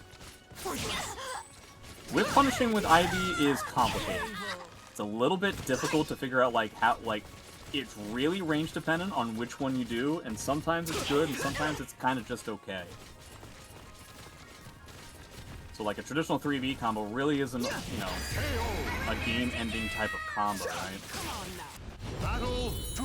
So perhaps Ruber's thinking about the risk reward in that regard.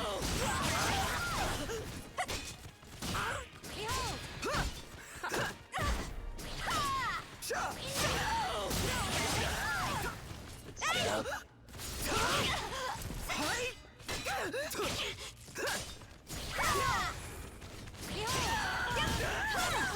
Classic Ruber round.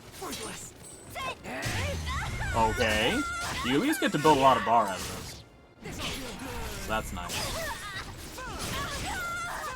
Skokie is always very irritating.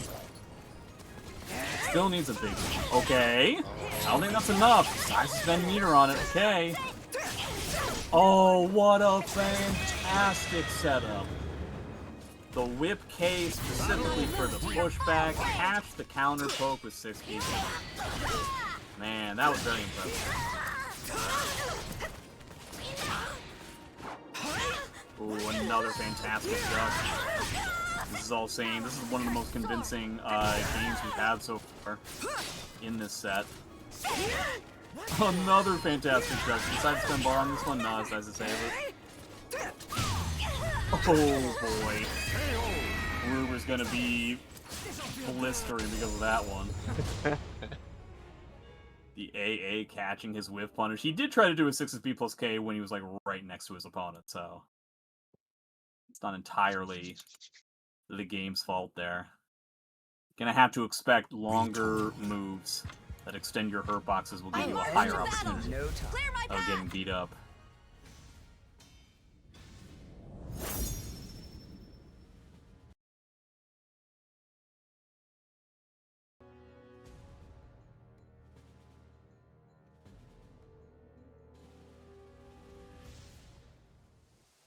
Battle 1. Fight! Possibly tournament game.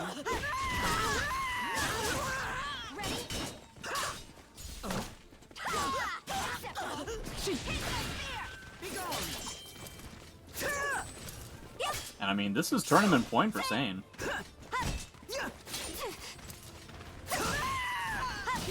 Very hard fought set. Winners and grands. And grands number 2. Good whip punish.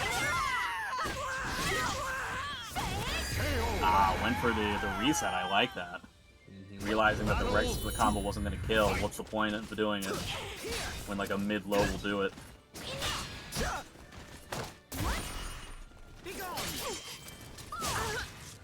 Got him. Getting more successful with the 6SP plus Ks. That's the only time that somebody's gotten away from the death trap, but the hilt is so far away that it's like kind of tricky to catch him. Ruber taking a page out of SANE's book is the one who's backdashing and getting the whip punish combos here.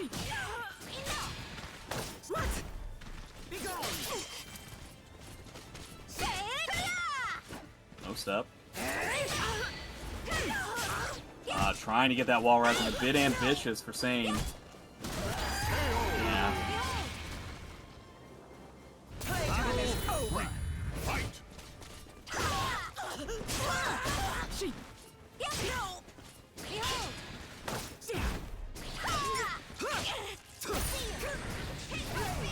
Show me your power!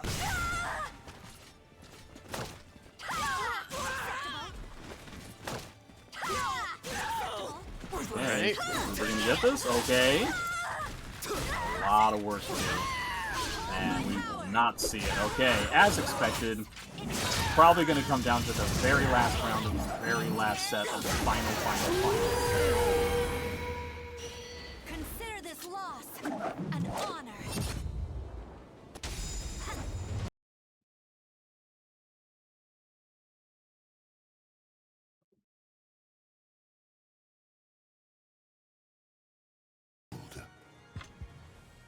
I swear on my name, I will prevail!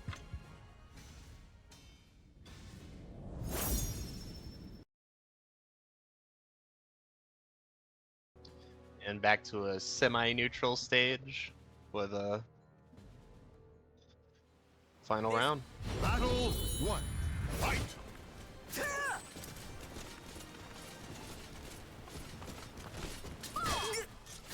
And these mountains decided to load in. Yeah, once you start populating them with rocks, then I guess it's more sand. Boy, you can really tell that they're very tense. I feel like this is the lamest that the gameplay has been between these two since it started back in Winter's Finals. Everybody's kind of realizing what's at stake here. I think that was a CS attempt. Maybe. Not get his whip punish, gets the follow-up though. Nice tech crouch, I like that. Battle 2. Haven't seen that yet. I wonder if, like, you know, does Ruber have some tricks that he just decided to bring out for just the last round? Good hit. Oh, there it tech is. crouch. Yeah. Wow. That's demoralizing what you're saying. That couldn't have been a better, you know, situation. Catches. You see, SANE's kind of changing it up. He's doing smaller hits. He's waiting for the tech crouches. He's being a little bit more patient. He's doing small stuff. See, the second he stopped doing it, it ended up not working out. And now what do you do? Oh, Now it's anybody's game. Oh, wow. Super clutch by Ruber. Kind of anti-clutch by SANE. It's a shame. He could have just done 3-8 for the 15th time in a row and it would have worked. Ruber He's on his tournament point life. here.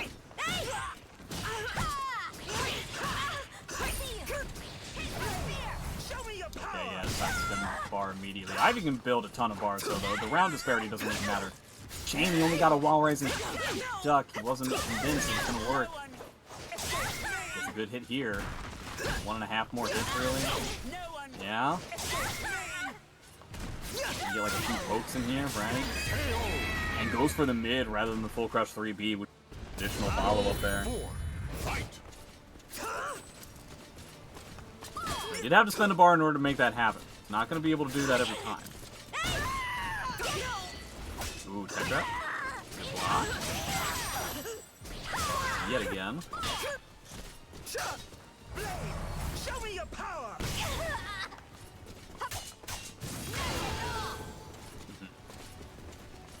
Ruber totally fine with just letting this soul charge just fade all the way. He'll eat, like, you know, block 2A plus Bs. Yeah, decides to spend ball point. He's out for blood. Nah, SANE going back to the command grabs, but not working out, though. The 6K not working out either. It's linear. We're down to the last hit. Is Ruber going to take this? Have we finally gotten there? Not just yet. Another grab rate. 6K. Yeah, decides to spin bar. I like it. Ooh, doesn't hit. Oh man, this is gonna be a kinky hit, yeah. Oh. And Ruber ends up taking it. Wow, what a slog. Every single set, all 3 of them, such slog fests, you know? SANE had multiple opportunities to get it.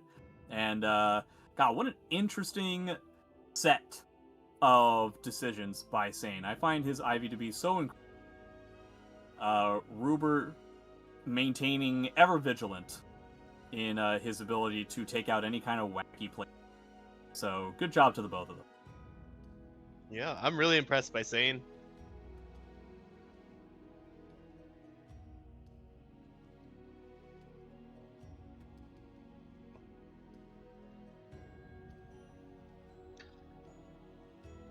Yeah, I don't know if there are any Matcherinos left, but definitely, if you want to give these guys kick in a few shekels of your own, just at the very end, just as a thank you for the night, I'm sure they would appreciate it.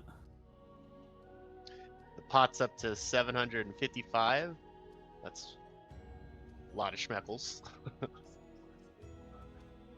Yes. Thank you both as well. Thank you, JJJ and Soda Play, for the amazing play-by-play commentary.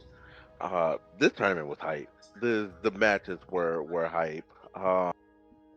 I had to ask Blood in the back end. I was like, "Who exactly is SANE?" And when he told me, I was like, "Oh God, okay, never mind. I'll shut up. I guess I needed to learn more." So, Yeah, been around since SC5. I remember when he first... He's always been this way. He's always been on you. Man, you are not lying. The whole like conditioning his opponents with the command grab to try to force ducks. I was like, okay, this is clearly a monster at this point. I see what's happening. I see exactly what's going on. But shout out to Ruber for coming through and taking it. It has been a crazy 48 hours across the entire span of Stage of History. We were glad to be able to do the PSN version yesterday as well as the PC version today. Big ups to Ruber and I know I'm going to butcher the name and I keep trying to get it right. Feremuntrus? Thank you, Feremuntrus. Congratulations to the both of them for taking first place respectively in PC and PSN. Big ups and shout outs to Team DEUS for funding 500, basically, a little bit over half of the pot. I mean, a little bit under half of the pot for the tournament.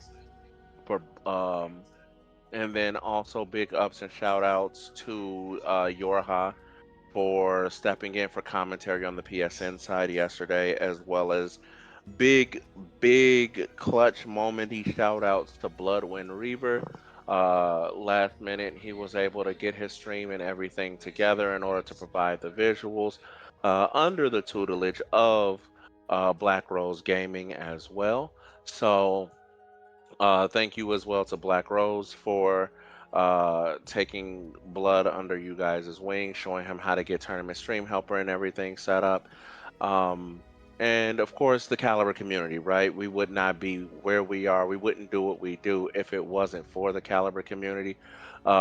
Short backstory on my end of it. Soul Calibur 1 was actually my very first competitive game back in 2000 at a local game crazy. That was the very first tournament that I entered in. So Calibur has always been a game that has held a very close position to my heart in particular. Um, and so, like I said, it's great to be able to see everybody, to experience everybody's camaraderie, everybody's competition, the fire. It's absolutely wonderful. And yeah, if you guys are not, though I think everybody is, but if you're not in the CGE Shy Guys Entertainment Discord, make sure you guys are in that Discord because we are going to have some more updates in relation to Caliber in the upcoming weeks. In particular, I will drop one now just because. Um, so, January 2027, we will be hosting, in coincidence with Blackrose Gaming, we will be hosting Dr. Psycho's Insane Asylum Season 2. We were asked by Psycho to step in and host, but we are going to do something different this time. We're actually going to be looking for Caliber ambassadors, folks that we can talk to ask about, what are some of the things you liked about the original, what didn't you like about the original, and what we can do to change some things around. I did like the modifiers aspect, but we are going to switch some of those around as well. So it's more so going to be a community-based project this time versus it just being an organization or a group-based project. So I'm excited to work with Psycho on that, excited to work with some of you guys on that, and yeah, that's one, but we have plenty more announcements coming up in the future, and I don't want to spoil all of them, but the only way you can find out about them is either following the Shy Guys Entertainment Twitch channel or joining the Shy Guys Entertainment Discord. Last but not least, uh, commentators, if you guys have any last minute shout outs you all want to give, and then I will hand it off to Blood to close us out. Thank you, guys.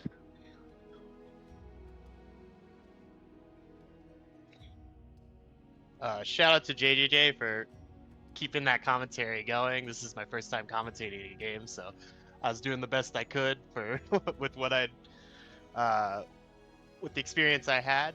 Just tried to give like play-by-plays and stuff like that. But thank you guys for watching. Thank you guys for holding these tournaments. We really, really appreciate it. It's always great to have an organization that like cares about the community and stuff like that. So I'll kick it over to JJJ.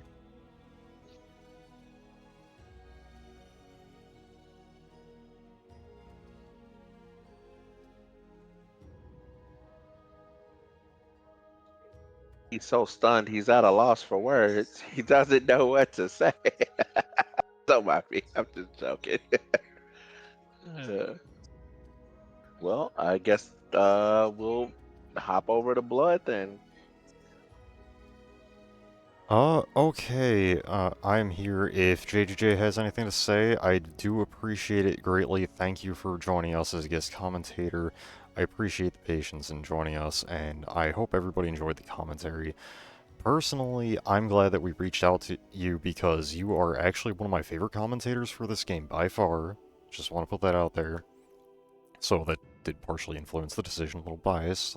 Just gonna put that out there.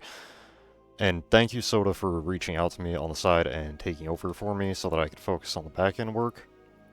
Because that is actually very difficult to juggle both at the same time for me. I'm not used to doing the production, so I learned that the hard way last night and then today. So huge thank you to Soda Play for that. Thank you everybody who entered and watched. Thank you to everybody that followed over the course of the tournament.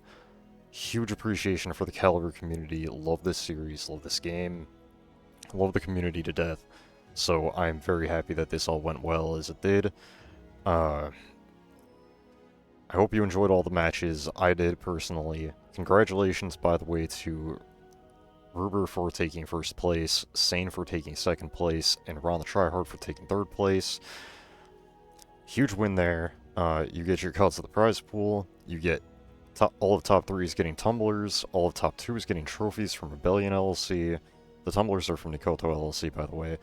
And first place is getting a custom championship ring from Trophy Smack, which will feature art from BRG's very own Monzimar, who is an amazing artist. Love her work, what I've seen of it, and I can't wait to see how the ring turns out for you guys. And, yeah, with that, there isn't a whole lot else to say. I am actually going to raid over to Starlight, a community that we have partnered with, who is running an intermediate bracket for Grand Blue Fantasy vs. Rising right now, to continue the tournament train, and he actually also has another tournament that we are backing coming up soon, which is Supernova Starstorm, and I cannot wait to see that, personally. So, thank you again, and I hope you enjoyed the night. That tournament, from what Starlight, really quick, I'm sorry to interject, from what Starlight has told me, that tournament has already breached 100 participants entering that tournament. So that is going to be huge, very huge. It's probably going to be another 2-day tournament. I'm excited for it. That is insane. I can't wait. Alright. In the meantime, thank you again, everybody, for watching. JJJ, if you have anything to say, but go ahead. I just got back. I went to the bathroom. Nothing to really say. Thanks for having me. Alright, and again, just to repeat myself since you had stepped away, thank you for joining us, by the way, as a guest commentator. I personally love your commentary. You were actually one of my favorites for this game for commentary, so huge appreciation there, personally. I wasn't fishing, but I like what I caught. Yeah, don't need to. So yeah, thank you for carrying my commentary. It was my first time doing it for Soul Calibur, at least. Oh, I used to do some for Smash, but it's really nice to have someone who's like really knowledgeable about things. You graduated to an old man's game. Enough of that kid stuff with Smash. Very impressive, and thank you again, Soda, for stepping in. Seriously, that was a huge help.